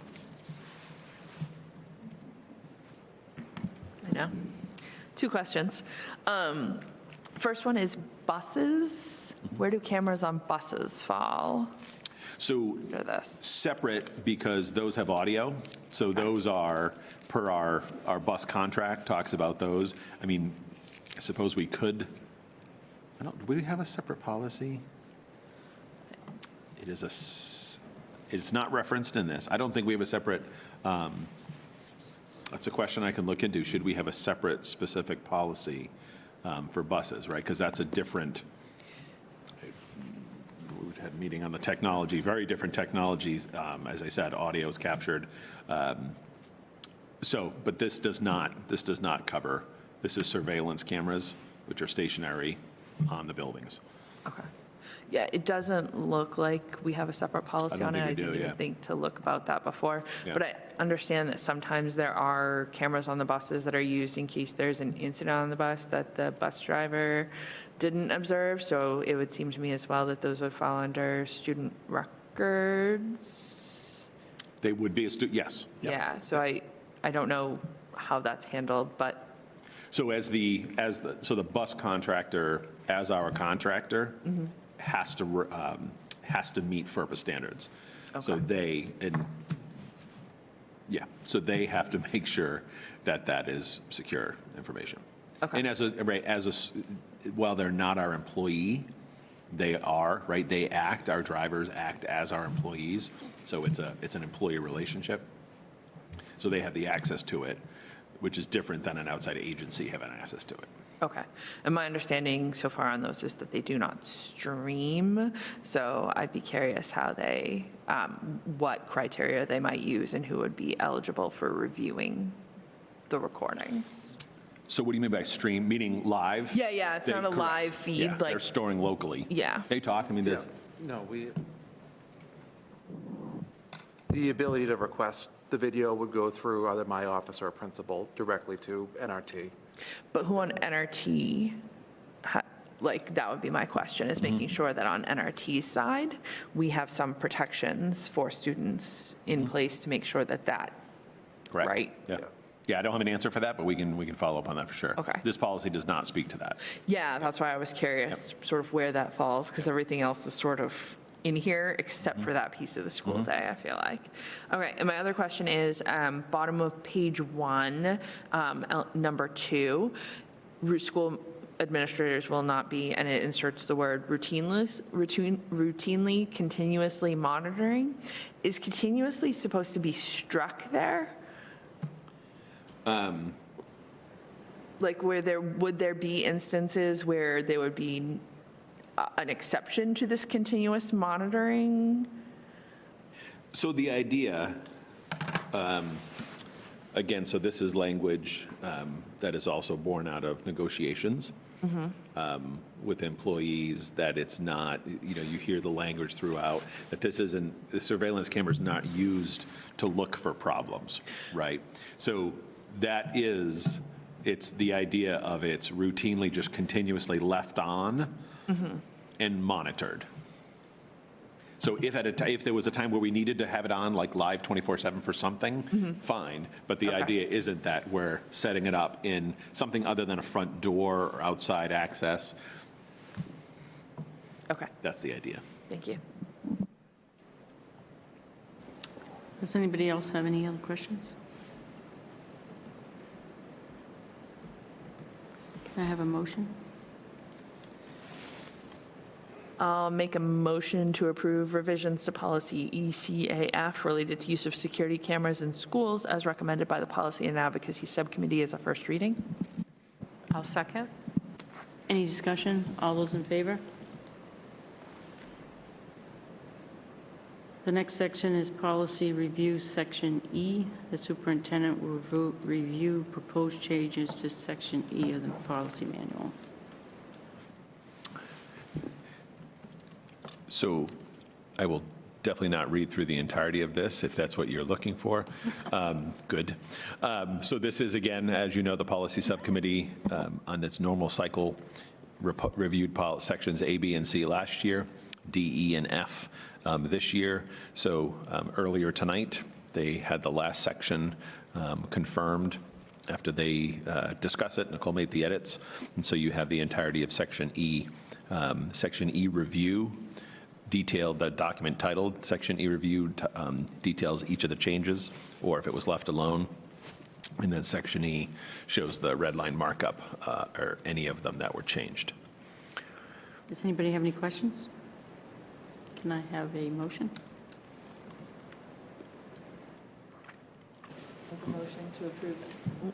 I'll make a motion to approve edits to the policy manual, section E, as presented as a first reading. I'll second. Any discussion? All those in favor? The next item is the FY26 tentative budget. The district budget process over the last month started with hearing from the building principals and directors about program needs, from the towns about their municipal budgets, and lots of school committee deliberation last Thursday. The committee gave a target increase of $2.625 million for the tentative budget, which is the high water mark in the budget process. The superintendent and director of finance and operations are going to provide an update on the work, and then we will approve the tentative or high water mark budget. Brian? Okay. So it's always funny when we get to the tentative budget, and I talk to other superintendents about, the budget presentation, and there's no information, and then there's a big PowerPoint presentation, a big presentation, and a bunch of information. Ours kind of is a slow roll, right? So there's a lot of information. It continues to get refined over time. So you have before you the tentative budget. As you know, each February you have to approve 2 budgets, a tentative budget by the middle of February, provide the towns as their high water mark for their assessments. And then by March 15th of each year, you have to approve a final budget, which then goes to the towns for approval. So this is the tentative budget, as the chair mentioned. This is based off of the target you gave us last week of $2.625 million. So I'm not going to go through the document in its entirety other than to say, it is the same layout. You've got summaries, or I should say you have the capital information on page 5. You've got enrollment information that we've been talking about, foundation enrollment on page 6. You've got projected class sizes on page 7, and I will note a change in Newbury and Salisbury that I'll speak to when we're talking about the changes back on page 1. And then from there, you have on 8 and 9 summaries, 3 different ways of summarizing the total spending. And then you have each school in detail, staffing, obviously all of the main personnel costs and benefits are carried at the district level, but you have personnel, you have supplies, materials for each school broken out by Department of Ed codes. So you have that for each of the 5 schools. And then starting on page 20, you have district-wide. Obviously, the largest section carries all of our benefits, operational costs, anything within the district office, any district-wide position is included in that section. And then starting on page 24, you've got the bane of this year's budget's existence, representing over $1 million of our cost on that health insurance increase alone. Calculation for circuit breaker on page 25. Revolving starting on page 26. Page 29 starts grants. And then you've got the DESI codes, which outlines how this whole budget is structured. So I'm going to take you back to page 1, because this summary summarizes everything that has changed in all of those pages that I just kind of ran you through very quickly. This document shouldn't look entirely different. This is a culled down version of the full summary of all the requests. What you now have is by location, the positions or the changes. You have the initial budget request included in gray. You have what is included in the tentative budget in green, and then in the white column, it's a request that was not included in this tentative budget. So I'm just going to walk you through this. I think this paints the picture of what this budget does overall. So right at the top there, Beth had asked for a grade 1 teacher. Her class sizes would be 21, 22 without any move-ins. I will say we do tend to get move-ins in the first grade kindergarten in Newbury.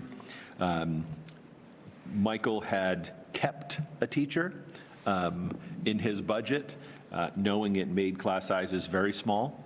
In speaking with him, he knows that is certainly a challenging class, but class sizes of 16 are certainly doable in this situation. So in this budget, this actually transfers.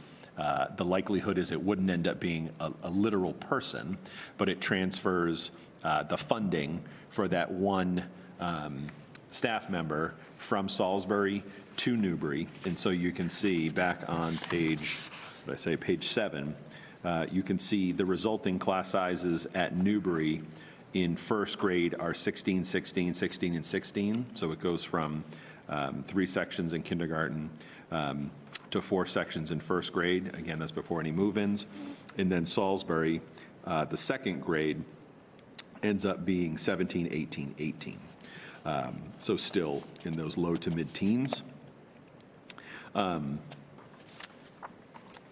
Continuing down, not included at NES was an additional halftime special ed teacher, the halftime social worker, the replacement of the STEM, well, I shouldn't say replacement because we had a shared STEM teacher, but each of the 3 principals asked for a full-time STEM teacher. The STEM teacher is not included. Supplies are included in this tentative budget. Moving to Pine Grove, not the STEM teacher, not the halftime social worker, did include the supplies. So I will say there's no staffing included in this budget for Pine Grove, but there is, when we get to the district level, there's an impact at Pine Grove for one of the programs. At Salisbury, the special ed teacher in the multilingual IA is included. Again, remember, that doesn't change anything. That moves into the general fund 2 positions that exist now, but are funded out of grants that are, we don't have any new information, right? We're still expecting, do we know definitively it's not happening, or is there still a slight, or is it just easier to say there's not a shot? I haven't heard any information that except that was like shared informally, that there was potential for it. So like they've been telling us for 3 years to plan to transfer any of these things into our general fund. Okay. So those 2 positions are funded by grants. The grant is going away. There you see that 85, again, I'm using a figure of 85,000, moving that money, moving that staffing position from Salisbury to Newbury based on enrollments. And I will say, if you look back at page 7, Newbury's projected next year to be at 440. Pine Grove's projected to be at 434. Again, that's making some assumptions about preschool. Salisbury's projected to be at 383. So Salisbury continues, again, there was not too long ago, Salisbury was by far our largest elementary school. And it is slowly but surely, as we've talked about with our town officials, it is not a place where families with school-age children, it's a beach community with a lot of retirees, and so the school does continue to see a decreased enrollment. Continuing down, now moving on, I should just add, so for Salisbury, the supplies and materials is included. For middle school, supplies and materials is included only. At the high school, did not include the IA for the 1822 program, did not include a hall monitor, didn't include the attendance coordinator or counselor, did not include faculty senate, did include the supplies and services and materials. For athletics, we included the esports coach, girls flag football, and if anyone watched the Super Bowl, but huge press for girls flag football nationwide. So this would fund the establishing of a girls flag football program or team to start. Unified strength and conditioning, and then again, that decrease. And then overall, the 14.8 is the other coaches and other supplies and materials that adjusted per contract. In student services, we did not include the ETCs to full-time. We did include where it says SLPA, that does include the SLPA, as that is something we are currently funding partially out of contracted services. We're not able to provide all the services that were required with the contract, and so this does, this is a cost avoidance that we're putting in. The TLC coordinator, we did not include. The student services was as adjusted PGS REACH program. We had proposed a we had proposed an RBT. We currently have one RBT. She resigned a short while ago, and we're having a very hard time finding a replacement. We were adding another RBT. What this does is actually turns the existing RBT, and with adding 40,000, because it's just salary, makes it a full-time BCBA. So the thinking is we then have a BCBA assigned to the REACH program at Pine Grove, a full-time BCBA, as it has been the case at Newbury, and then another BCBA that's shared, again, without any specialized programs per se, at Salisbury, and then the middle school, high school program. So again, kind of a higher standard, if you will, right, a professionally licensed BCBA that probably achieves a better quality of service. And originally that was a $78,000 ask. That was changed to $40,000. Again, does not include the district lead counselor, does not include the district school psychologist, does not include 2 additional IAs. And again, I think we talked about this. We were doing that proactively because sometimes they are added, but we know we're in a situation where we can't. And then student services starts with continues with the $20,000 for contracted services. On the back of the page continues supplies, transportation, obviously, in the reduction of out-of-district tuition. So in the curriculum instruction, there again, it was a reduction in professional development in service. The others are sunk expenses. It does include the Chromebooks. We talked about last week, I believe, the pieces that the committee was getting at around 2.5 and then added in 125,000 to make sure we included Chromebooks and the OPEB contribution. So those are both there. This does currently include the restructuring to have a director of operations, pulling transportation away from director of finance and operations. Does not include a district-wide repair and maintenance. It does not include the instrument repair. It does not include the staff corrections for administrators. It does not include the increase in the community resource liaison. And then the next several are the lion's share of the increases. It includes transportation, facilities, that medical insurance, changes of retirement insurance and fixed charges increased. That is inclusive of a 16.12% increase in our medical insurance, and then a 10.23% increase in our dental. So that is the full cost shown of those increases for our entire employee base. The medics, 24% of the medics in January. Right. So that's also, yeah, good point. So that includes, you remember, our medics went up 24% a month ago, and we'll be short this year because of that. So that includes that catch-up, plus we've assumed a 10%, we've assumed a 20% increase on the medics for next January. It's budgeted as a 10% because it's always a half year, right? So that 24%, we actually only lose, we have to pay for half of that because it's from January to June. So that adjusts all assumptions up, an incredibly high number. And again, that's not just medical insurance, that's our property liability, OPEB, I'm sorry, not OPEB, Essex County. So that's all those various funds increase. And again, I think I said this, but just to make sure, these are increases we're looking at. These are not the full lines. These are the increases over last year. Charter and choice is included, no change there. COLAs, a little further refined, it's down a touch, but that as we've gone from projections to actual literal line item changes, and you can see those in all of the personnel lines throughout all the 5 schools and district. All those COLAs or steps or lane steps and COLAs are all included in the individual lines. Still includes the 3% for any non-union employees, and then the column movement, which is obviously required. So the next section is brand new. These are changes that we're proposing in this tentative budget.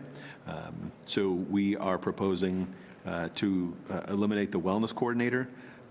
I have had a discussion with him. It is certainly not something we want to do, but given that we have some unidentified cuts that we're still needing to make, we know we're going deeper. We felt like that was an important statement to make. There is the reduction of the 1.0 at the high school is actually kind of sections of FTEs. They largely are in the science department right now. We didn't fill a role this year, and we're doing okay. By removing those, it creates, it removes flexibility, right? So when we need one more section of something, and we're able to have a teacher that says, you know what, I'll teach an extra section. We teach them one, they get paid 1.2, they teach during their prep. It allows us to add a section and run a section without having to hire a fifth of a person or a half-time person. So those sections are not a cut of a body. Those are cuts of extra sections that were not filled this year. They help and create some great flexibility in scheduling, and could eliminate some kind of breadth of programming, but it is not a person that is currently in place that would cut. We have a new change that would, it's more than this, but we're being conservative in pulling 75,000 out of district. Through healthcare negotiations, I'm putting a figure here of 300,000 in savings, right? We can say that publicly, that might be higher, that might be lower. That's the work of the group, but I think just to put it out there on paper and say that the committee is working to save, this is carved out separately than the full increase. So that 1.378, that includes the full increase of all the healthcare costs. This is showing a target savings. Circuit breaker, it is fairly well reported that the governor's budget, and there is support to keep the circuit breaker component, the transportation component of circuit breaker funded. That would yield about $200 and some odd thousand. Again, we want to wait and make sure it's real, but on paper now, assuming $200,000, it's actually an increased revenue that offsets expenses. And then to be determined cuts of $401,548 gets us to that round $2.625 million. So outside of those numbers at the bottom, the healthcare savings, the to be determined cuts, even the discussion about some admin staff salary corrections versus the separate director of operations, right? All of these will be in flux as we move over the next 4 weeks. But on paper, that's how we mapped out. I hope it's okay. I mean, I carved out a savings for healthcare. We could have said, not mentioned that, and said we have 701,000 to cut in other places. But I thought it was important to just put it on paper that the committee is working to find savings in that area. That number would hopefully be a little clearer by the time you that you vote on a final budget in 4 weeks from today. So any questions on that before I get to the next page? Nat? I'm just wondering, how many FTEs are you reducing or adding?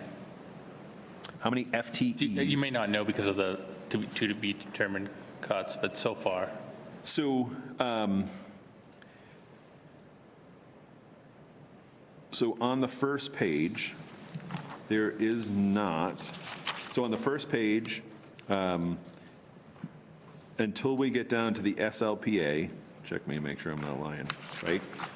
It's a movement of a staff from one school to another. It's absorbing existing people from grants into the general fund. Until we get to the SLPA, that's a half-time increase. The shift from an RBT to a BCBA is a 0.5, so we're at 1.0.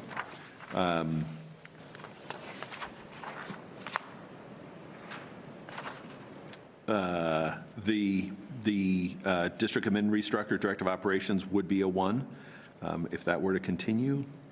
So we're at 2.0. But then you're cutting. And I'm sorry. So no, we're net. We are net zero. Right? Okay. Because there's a 1.0 FTE for the wellness coordinator reduced in a 1.0 mix of sections. And then there's an out-of-district savings of about 383, where I noticed that other districts have increases. Well, how did that happen?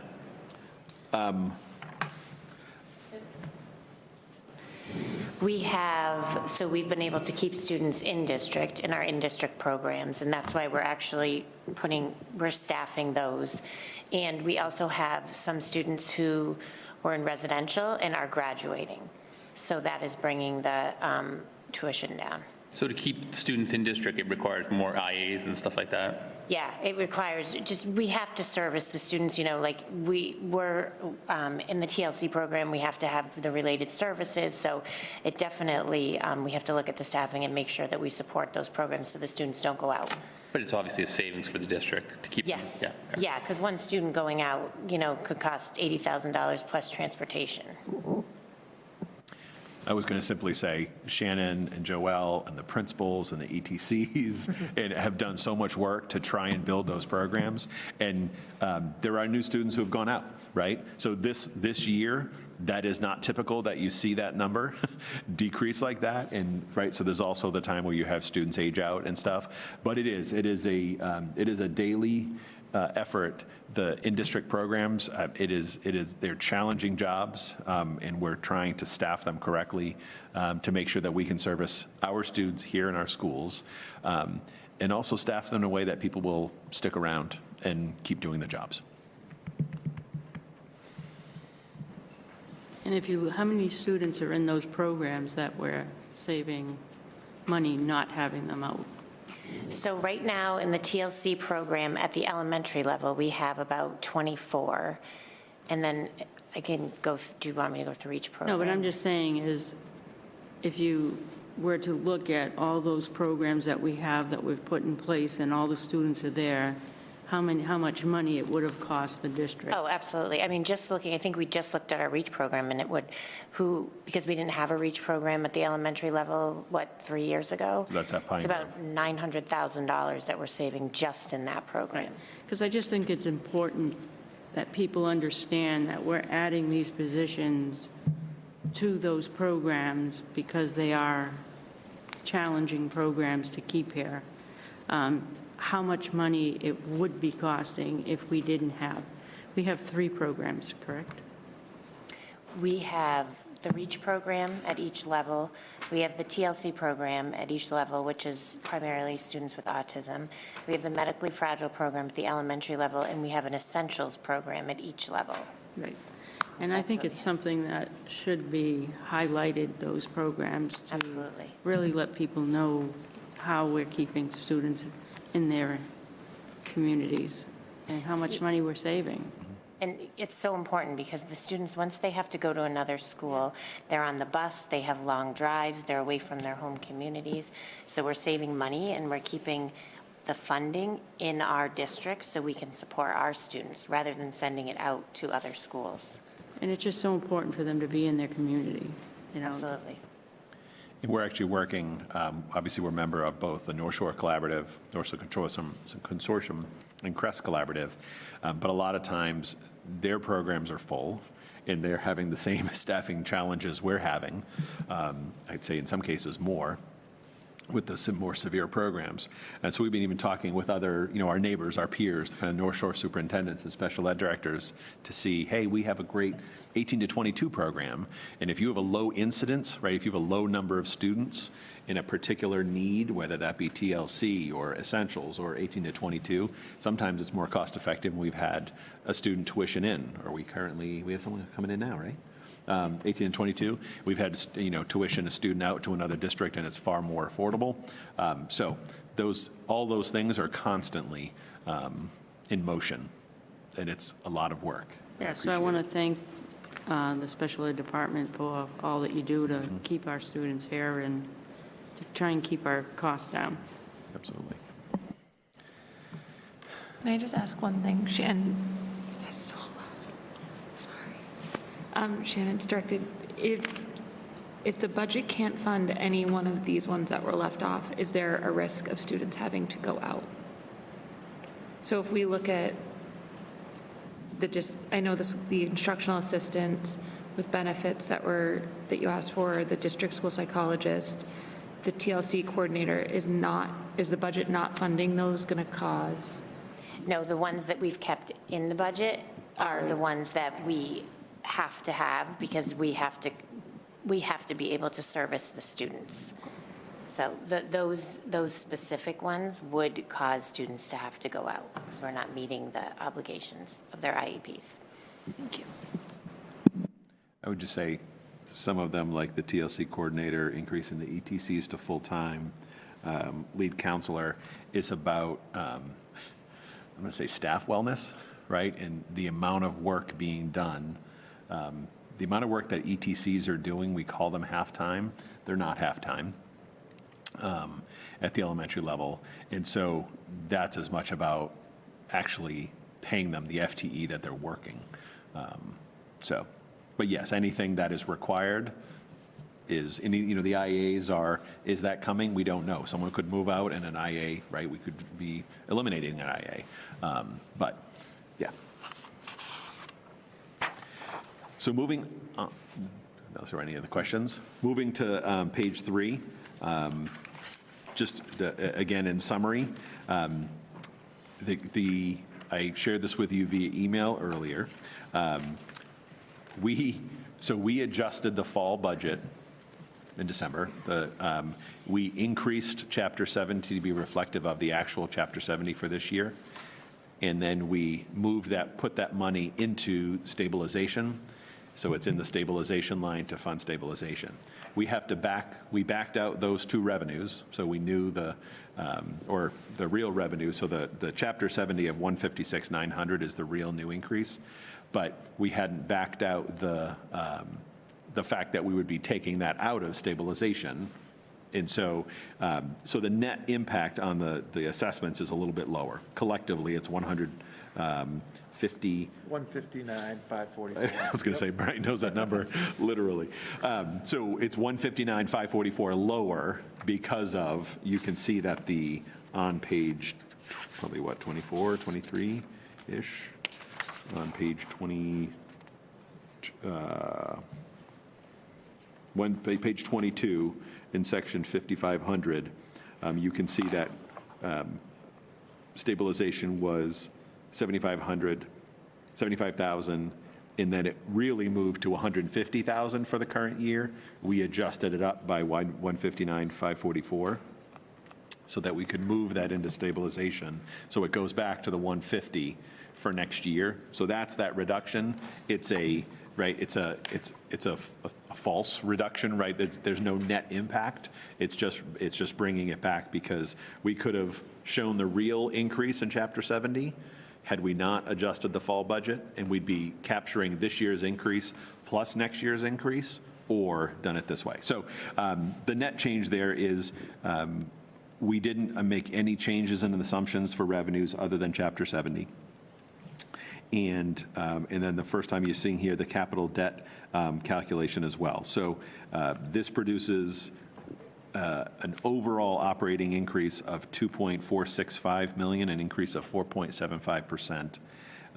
Capital debt, which is the stadium debt, increases 2.39%, or $6,300. New revenues of $156,900. Those are general fund revenues. The assessments that are yielded from the formula is $12.606 million to Newbury, $14.365 to Rowley, and $16.632 to Salisbury. Again, that's collectively $159,544 less than the numbers we were showing when we're calculating the 2.625 last week. So the increase to Newbury is about 4.86%, $584,000. Just over $1 million to Rowley, just about $718,000 to Salisbury. Down the bottom, you can see the capital assessments increasing $1,000 or $2,000 for each town, and that's on a debt schedule that the towns are aware of. So the net assessment, which is what you vote, the total assessment for operating and capital, is there at the bottom of page 3. And for those interested, a reminder on the next page, on page 4, is the statutory method, right? So on page 4, 54,408, revenues of 10.8 leaves 43,605,000 assessed to our member towns. Each town has to pay their minimum local contribution. Again, pointing out there that 8.2 million is an over 6% increase for the town of Rowley, which drives their disproportionate increase in their assessment. Each town pays their minimum, which is 24.886. Take that off the amount that we assess our towns. That balance of 18.7 gets broken up by their enrollment percentage. You add the two together at the bottom in step 5.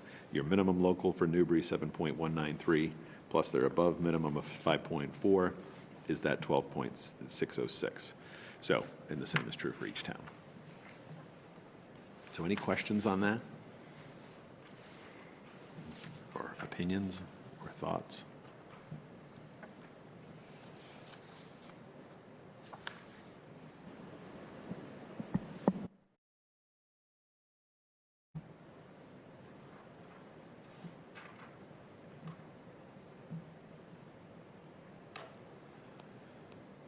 Fine. I mean, I guess this cuts to the number, right? It's hard not seeing what the actual cuts are in the $401,548 on that bottom line there. Is the anticipation that you will know what those look like by the meeting on the 26th? It is a guarantee. It is a commitment, I should All say. right. Yes, so that will be, that we will, I mean, could there be other information we learn? Maybe, I don't know. We will come back to you with an updated plan that will have a full articulation of the reductions, yes. Okay. And it might be, right, if there's things that shift and maybe the director of operations is not in there, right? I keep going back to that one, but I mean, I think that's a new FTE ad that we keep talking about. So, and I will say too, right, the 2.625 is a target that you set. We still don't know that that's achievable. Right. Yes, I know we know Rowley has said, regardless of the number, they need an override. Newbury and Salisbury. Salisbury has said nothing about an override. Newbury, it is yet to be determined, as you reported earlier. So we don't know what that number will be, that they, or whether it's an override or not. So I think it will be in a state of flux. But definitely, that 400,000 will be articulated with any further clarification if there's adjustments that I'm recommending. Yeah. I mean, I know that, obviously you're staying in touch with Neil and Tracy, and I know school committee members as well are touching base, since those are sort of the unknowns at this point. I think it's one of those, like, there's nothing to like about this, right? I would have great hesitation knowing that we have lost 2 school business officials now, director of finance and operations, whatever we want to call them, because of the busing, to not find a way to manage that much better. So I guess I would have concerns about that, because there's a cost associated every time that we lose a Brian or a Kyle. It's institutional knowledge, right? But it's also, there's a financial cost to us for hiring and training and all that stuff that comes along with it. So I think that's something that we have to consider, as part of this process. I don't know what to say. So it's always threading the needle, and it feels wrong, but you got us to where we needed to be with some question marks still, and I appreciate that. And I would just want to say that we're moving in the right direction right now, and I think we have to be mindful of what the schools need to make sure that we continue to go in the right direction. The fact that Salisbury is making the progress that they're making, I can't see hindering those schools to any more than we have. Because the more that we cut class sizes and other areas, the harder it's going to be for those teachers to continually get our students to where they need to be. Their education is important, and we have to make sure that we're not cutting so much that it starts affecting that. Our students are our future, hopefully.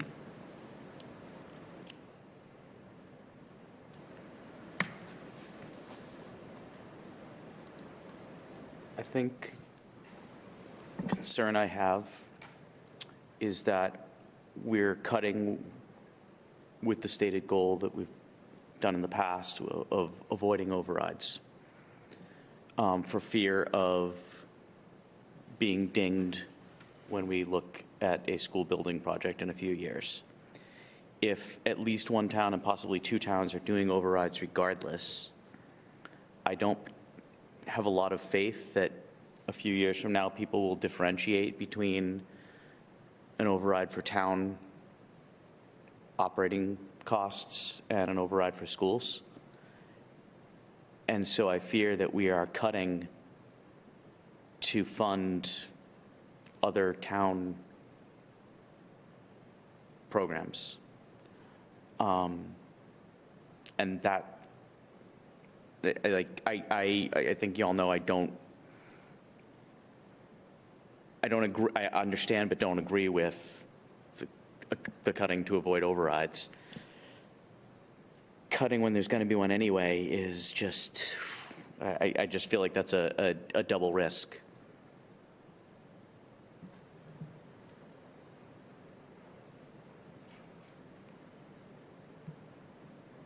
That is a pretty good point, because before we even started talking numbers about what 2026 was going to look like, we were told by one of the towns that they couldn't afford a repeat of the 25 budget, that the school was going to put them over regardless of what everything else in the town was costing. They were blaming it on the school. I don't think I heard it blamed on the school in that meeting. I really felt that they were directing it towards the school. The school was putting them over. Narissa, I know that there were a lot of things discussed at that meeting, but the initial response to us was the fact that the school was going to cause them to have an override. But they said they couldn't afford any increase. Correct. Which means it's not the school's increase that's causing the override, it's some other thing in their operating budget. Right. They also said that they couldn't afford the same repeat budget. Right, which would be a 0% increase on, well, it wouldn't be a 0% increase on our part because their minimum local contribution went way up, but. I'm not saying that this isn't the way to go. I'm just saying that I have similar feelings to Paul, that even if it's not the school that's causing the override, that we're still going to be blamed for it.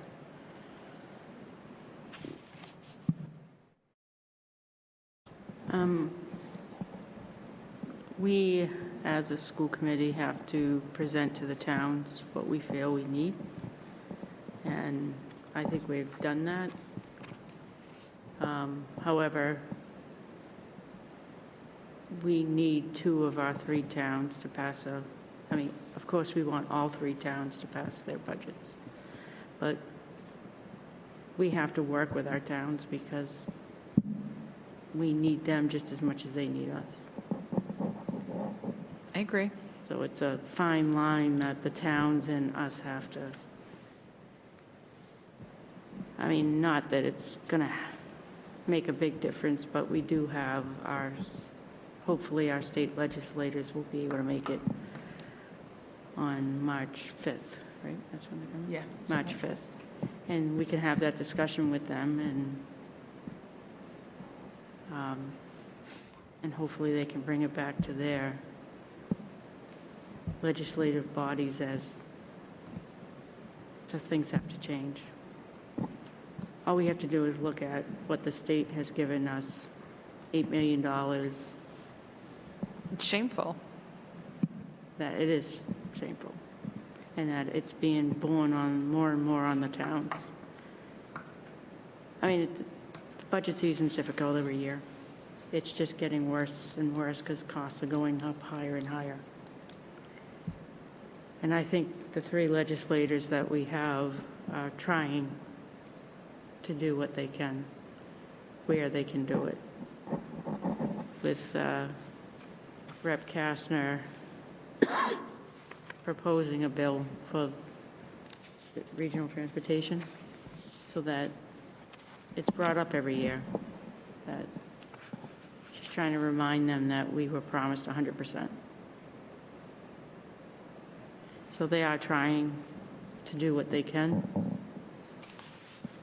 Unfortunately, we're in that hold harmless, so it really harms us. I know everybody here is doing the best they can, and the towns are trying to do the best that they can. And I'm with Narissa. I don't think I I heard them blaming the schools with everything that the school has with medical and all that. The towns have the same thing. So I think they're just saying with everything going up, as well as the school, they can't afford it, and I get it. But we're tasked with what we feel is the lowest that we can go. And I know that we put a lot of that burden on the people to my right to try and not cut where it's really, really going to hurt. But there's no easy solution until the state starts pitching in more. I hear what you're saying about working with them, and obviously important. I guess where I'm going to struggle is if we see overrides that include new spending in a lot of other areas while we're cutting. I don't think it's hyperbolic to say I will be apoplectic. And so I think the communication needs to be very clear that if we're going to do this and they want to be considered good partners, that we can't be the only ones experiencing the pain. It has to be shared. And I'm not saying that that is anything I want either. I don't want to cut police. I don't want to cut fire. I don't, you know, I firmly believe that communities are built by the shared responsibility of putting together these institutions. You know, I know I teach, but I also come from a family of firefighters and teachers and all of that as well. So I understand the importance and the balance there. But we cut last year and more spending went through. We're looking at cuts this year. I just think it needs to be made very, very clear that that doesn't sit well.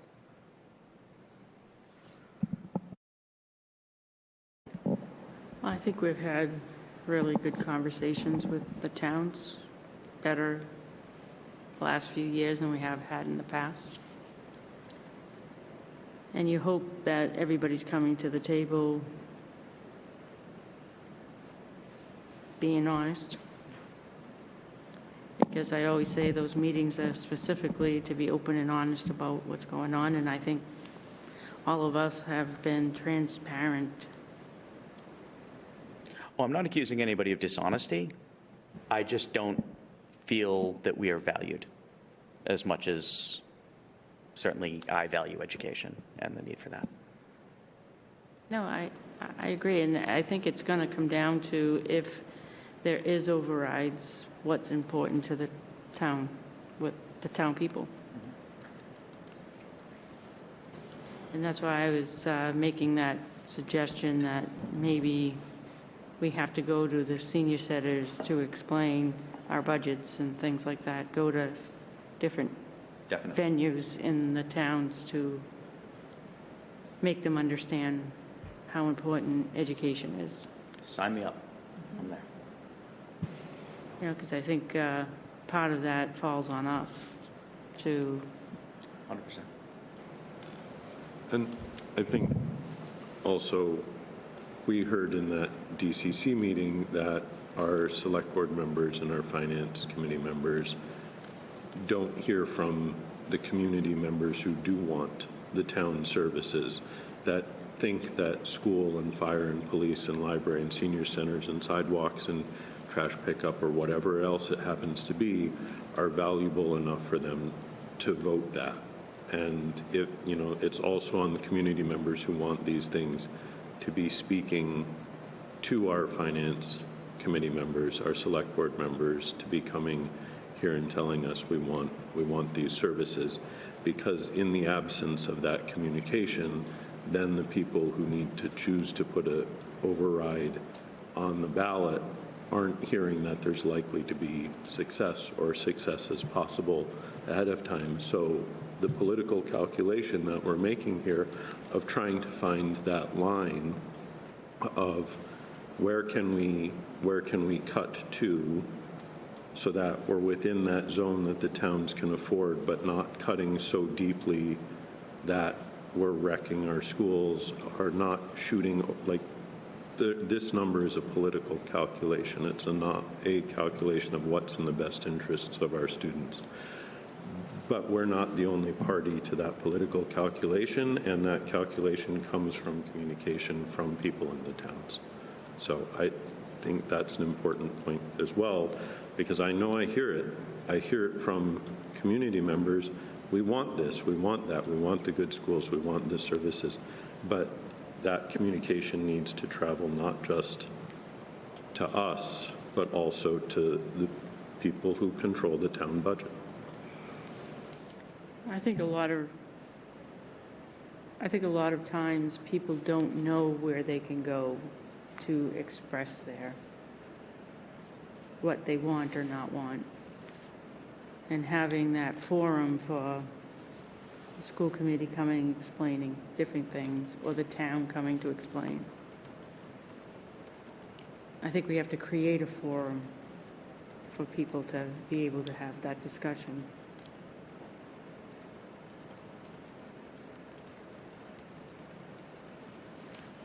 That's just my opinion. And I think Selectman Colburn had mentioned going to the senior centers to have that conversation, because a lot of the towns, they're aging in place, and a lot of them probably don't care about the schools because they don't have kids or anybody in it. But we have to make them realize how important the schools are as well.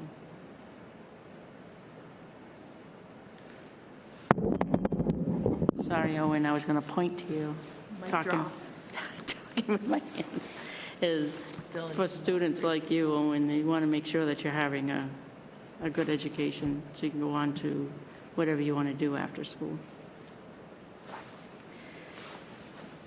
I think, too, the flip side of that, too, is that people who don't have kids in our schools are inordinately represented on the town boards that are making these decisions.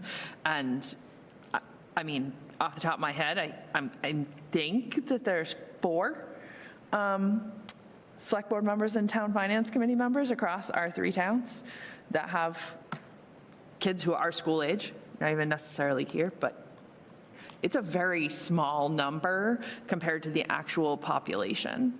So some of it is on people to run for those boards and get elected, not just on, right? Because you're in your own microcosm, right? So if your place that you're going and listening to everybody is the Council on Aging, that's what you're going to hear. Yeah, absolutely.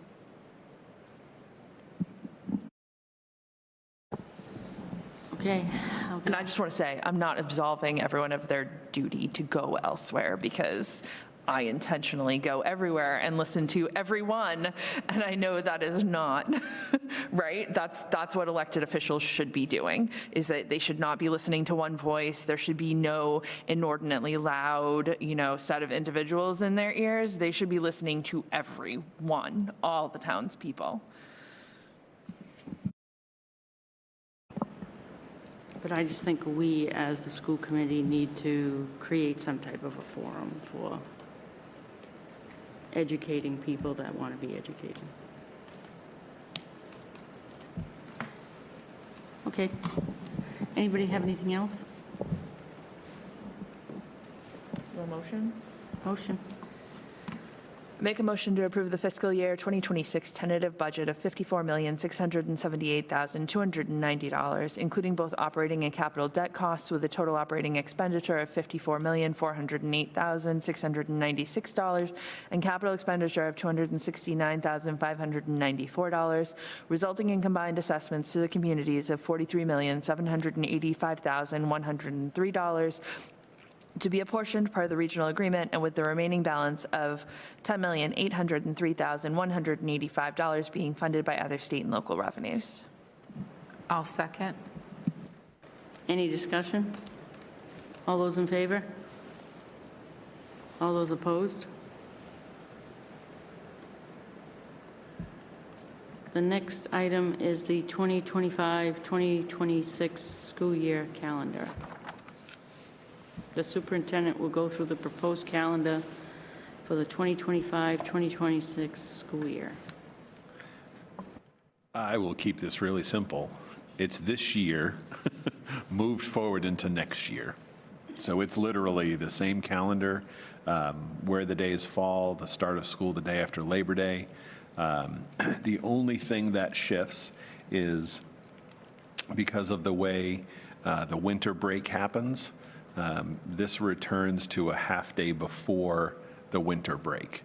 So we had had that for a couple of years. Historically, it had been, actually, it was in Good Friday for a number of years, and then it shifted to before the winter break. Last year, the way it fell, Christmas holiday fell early in the week, and so we ended up doing it. So this proposes that half day on December 23rd. So again, as you know, it's a requirement that you approve a calendar with 180 and 185 days showing. So starting school, 3 full days, PD days, August 25th, 6th, and 7th. The 28th and 9th are non-school days. That's Labor Day weekend. Monday is Labor Day. And then schools open for students on the 2nd of September. Again, the half days on the first Friday for PD, except for the month of September. Typical vacations, conferences in the same place. We do not have the half days showing for midterms at the high school, similar to this year. And then the last day of school would be Friday, June 12th, without snow days. With 5 snow days, it pushes it to Monday, June 22nd.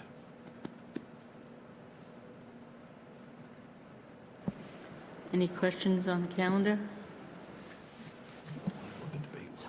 With Veterans Day being on a Tuesday next year, I'm looking at the placement of that half day in November and wondering about school attendance on November 10th. And I know that maybe there's not a good place to move a half day in November, but I am calling attention to that timing.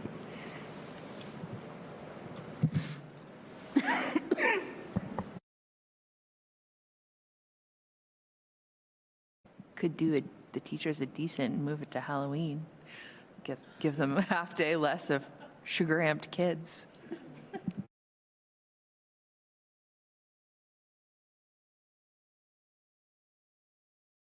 The way October falls, October is long, so we could do that and have 2 in October.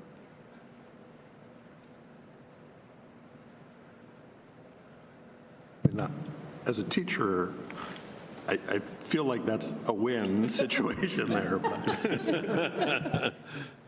I'd argue that that PD on the 31st might also be more attentive with the extra candy brought in. I would say it would not, it would be more attentive? Oh, yeah. Oh, yeah. Energy. I would not say it would be our most productive PD day. Just saying. I don't know, Anna, do you have opinions on that? Sort of. I feel like we talk about this a lot because it's like sometimes what's good for families is not as good for, when we say we want teachers to do their hardest work, is professional growth. So. And that's not on Friday afternoons. No, generally it's not on Friday afternoon. It's hard. Attendance for staff on PD days is tricky sometimes too. So. Yeah, I remember we talked a while back about, I know we were looking back at surveys and polls. Wednesdays for half days are, lots of districts do them. It would be great, right? It's halfway through the week, I think, as far as staff attentiveness and learning pedagogy or whatever it is that we're doing. Families were, I don't want to say vehemently opposed, but it was wildly unpopular to consider that, so. I think we'd have to do sort of a very strong communication campaign about the reason for that.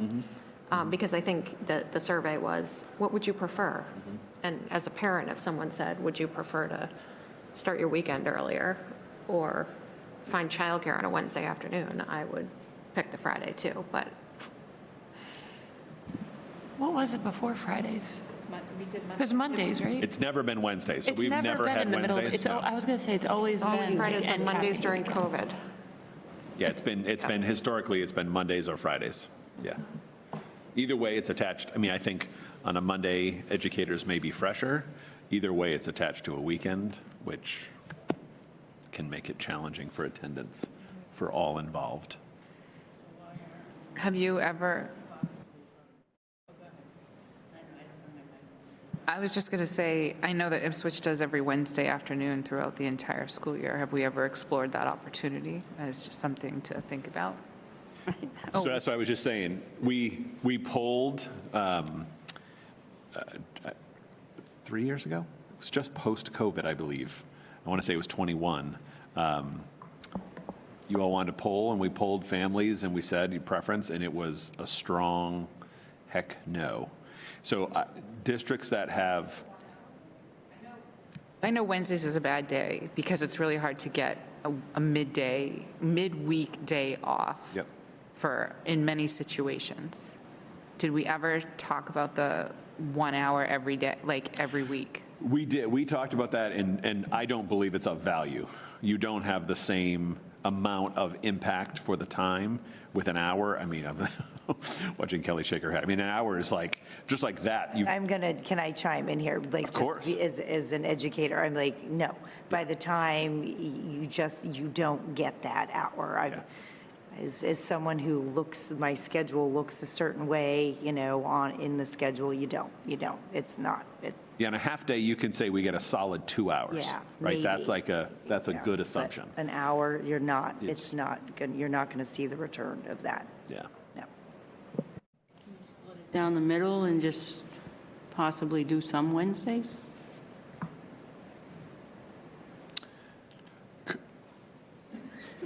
Yeah, Anna, can we? What do you think, Anna? Sure can, yeah. Let's do it. I think that's the way to approach it, and then, you do some Wednesdays this year, and work in a few more Wednesdays next year until it's finally Wednesday. I'm going to speak very quickly as a very unorganized person that doesn't use a calendar. That's been stated. Do you know how many humans are going to be dropped off or not picked up, or the communication that it will require if it's not we still have to send out a communication now. Like, I still post like, hey, Triton, tomorrow's a half day. And people are like, thank you. Could you imagine? I don't know what type of communication wizardry would have to go on that side of the table to remind teachers, families, caregivers, bus drivers that this week it's a Wednesday, but then Next month. I'm all for like a change and a shift. I think it should be consistent. Yeah, I would say if you're going to. I would say if we're going to consider making changes, either, right, we're making a decision without polling because we believe it's the right thing for students and educators, and sorry families, what you think, or poll families, poll educators, get information. Either way, we're here in February. Everyone's already asking me, I'm scheduling summer camps. When are you doing the calendar? So I wouldn't say I would say for this year, stick with the calendar. I know we started with the adjusting that Friday away from Veterans Day or something like that, making a change like that. But sticking with a plan that we have, and if we want to talk about that, start talking about that early next year in polling and talking and come with a plan. So we're making the decision in December, January, February, so we can still approve a calendar in February. And I can answer those emails. This is my opinion. I think you should move. I understand that this is the calendar for next year, but I think we need to move to what makes sense for the district and our students.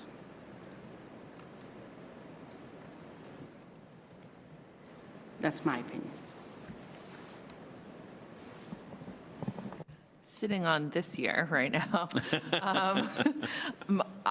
I would like to, I mean, my suggestion would be to approve this as a first reading tonight, but to ask Brian and Anna to consider moving that, or consider other options, right? Let's look at other options for that November 7th to see potentially about moving that. And then the other one that I have definitely heard a lot of complaint about is the one in January being the week that students come back, because a lot of parents and guardians have just taken time off.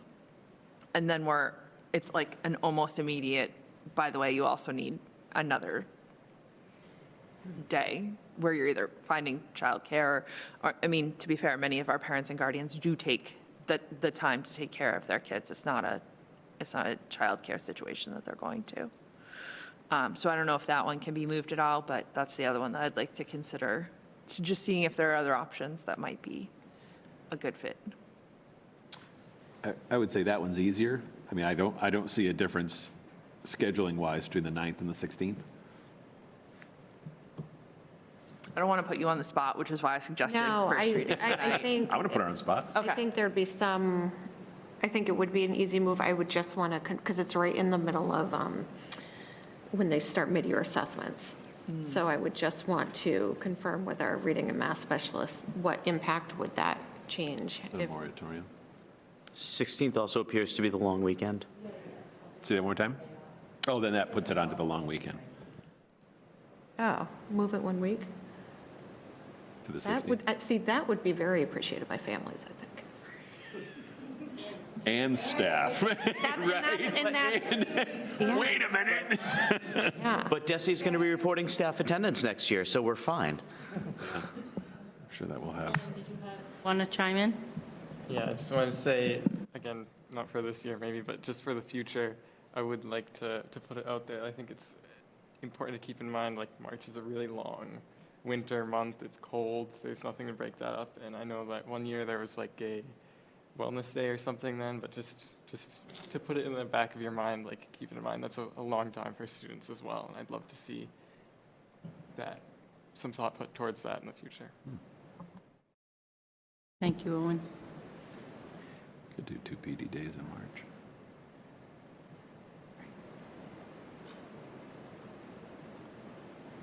So I think looking at January, seeing if you can move that one. And what was the other one? October. November, sorry. What's wrong with November November 7th? That, November 10th is a solo day. Yeah, see that. oh, I see, okay.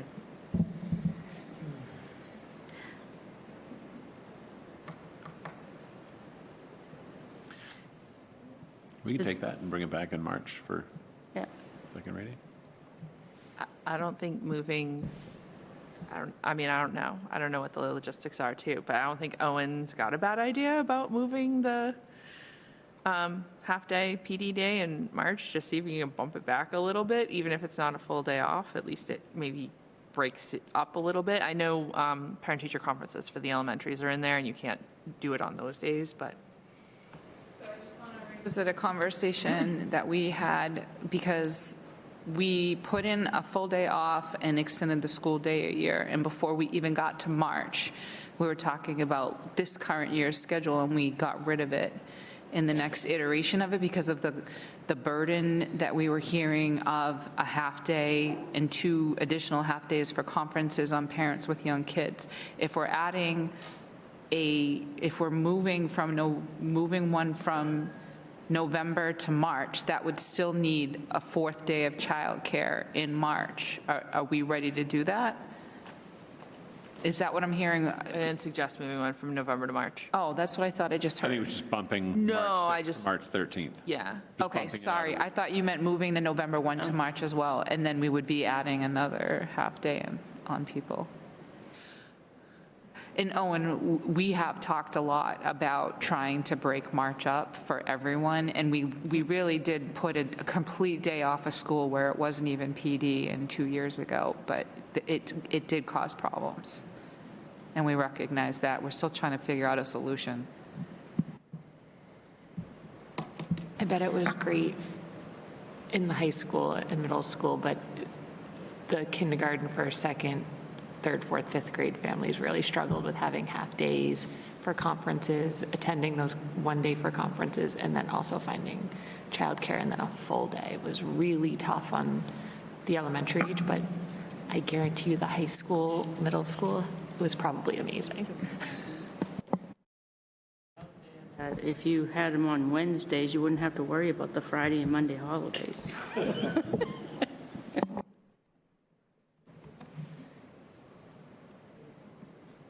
So we're talking about finding another place for that November 1, maybe on October 31st. We're talking about moving the January 9th half-day to maybe the 16th, Right.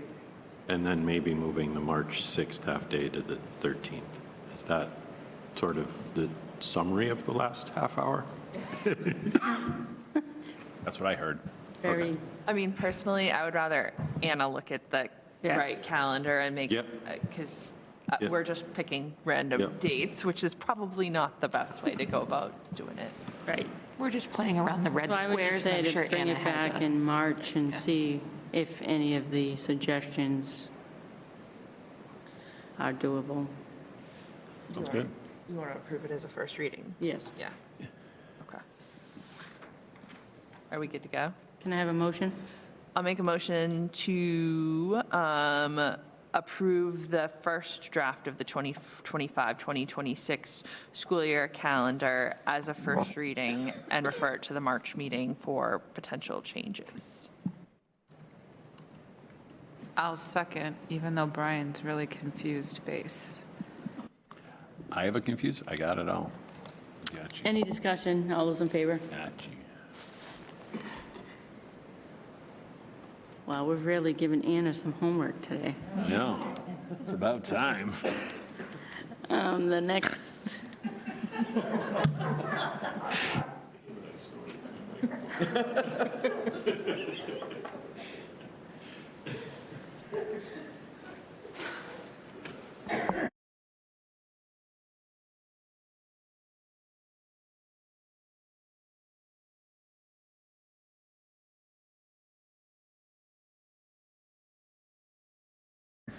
The next item is school choice participation opt-in. Schools in Massachusetts must elect annually whether or not to participate in the statewide school choice program. This program allows schools to accept students from other Mass districts as space allows if they have opted into the program. However, if a school has opted in and accepted a student, the sending district cannot stop that transfer. The option to participate or not is confined to the ability to accept new students. So I'm going to hand this to Brian.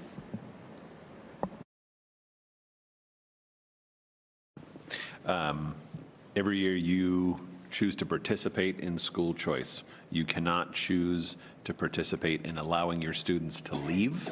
We can only choose to participate in whether or not we welcome students in. So as a committee, you do have the right, and there are committees that say, we have this many seats in this grade at this school. We've left it as a decision that I make by June. And largely what we've been looking to do is just balance off the loss of any students. So there was a time when we took, it's ebbed and flowed over the years to the point we had 3 times as many leaving as coming in, and then swung in the other direction, about twice as many coming in pre-COVID. And it's now swung the other way, and it's out of balance again to the negative. So our goal every year is to bring enough in to offset that, but not create a revenue stream it's a false revenue stream that we don't want to rely on. So I do also want to note that I made the same mistake I did in the other document.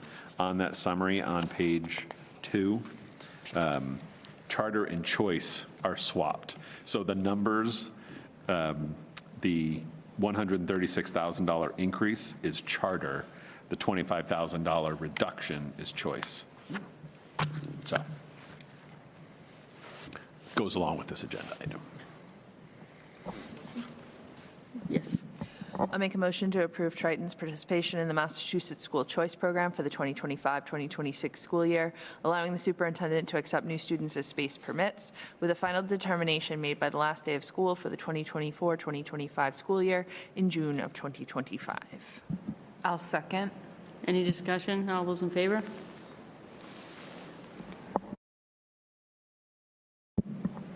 The next item is the Whittier Regional School Committee vacancies. Per the Whittier Regional Agreement, the Triton School Committee appoints the members to the Whittier School Committee for our 3-member towns every 3 years.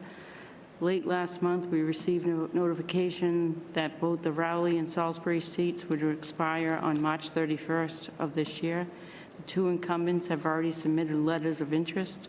My recommendation to the committee would be that we open a period from now until Friday, February 28th, 2025, to have letters of interest submitted via email or paper mail to myself and the superintendent. This should be advertised via reasonable means, including email and social media.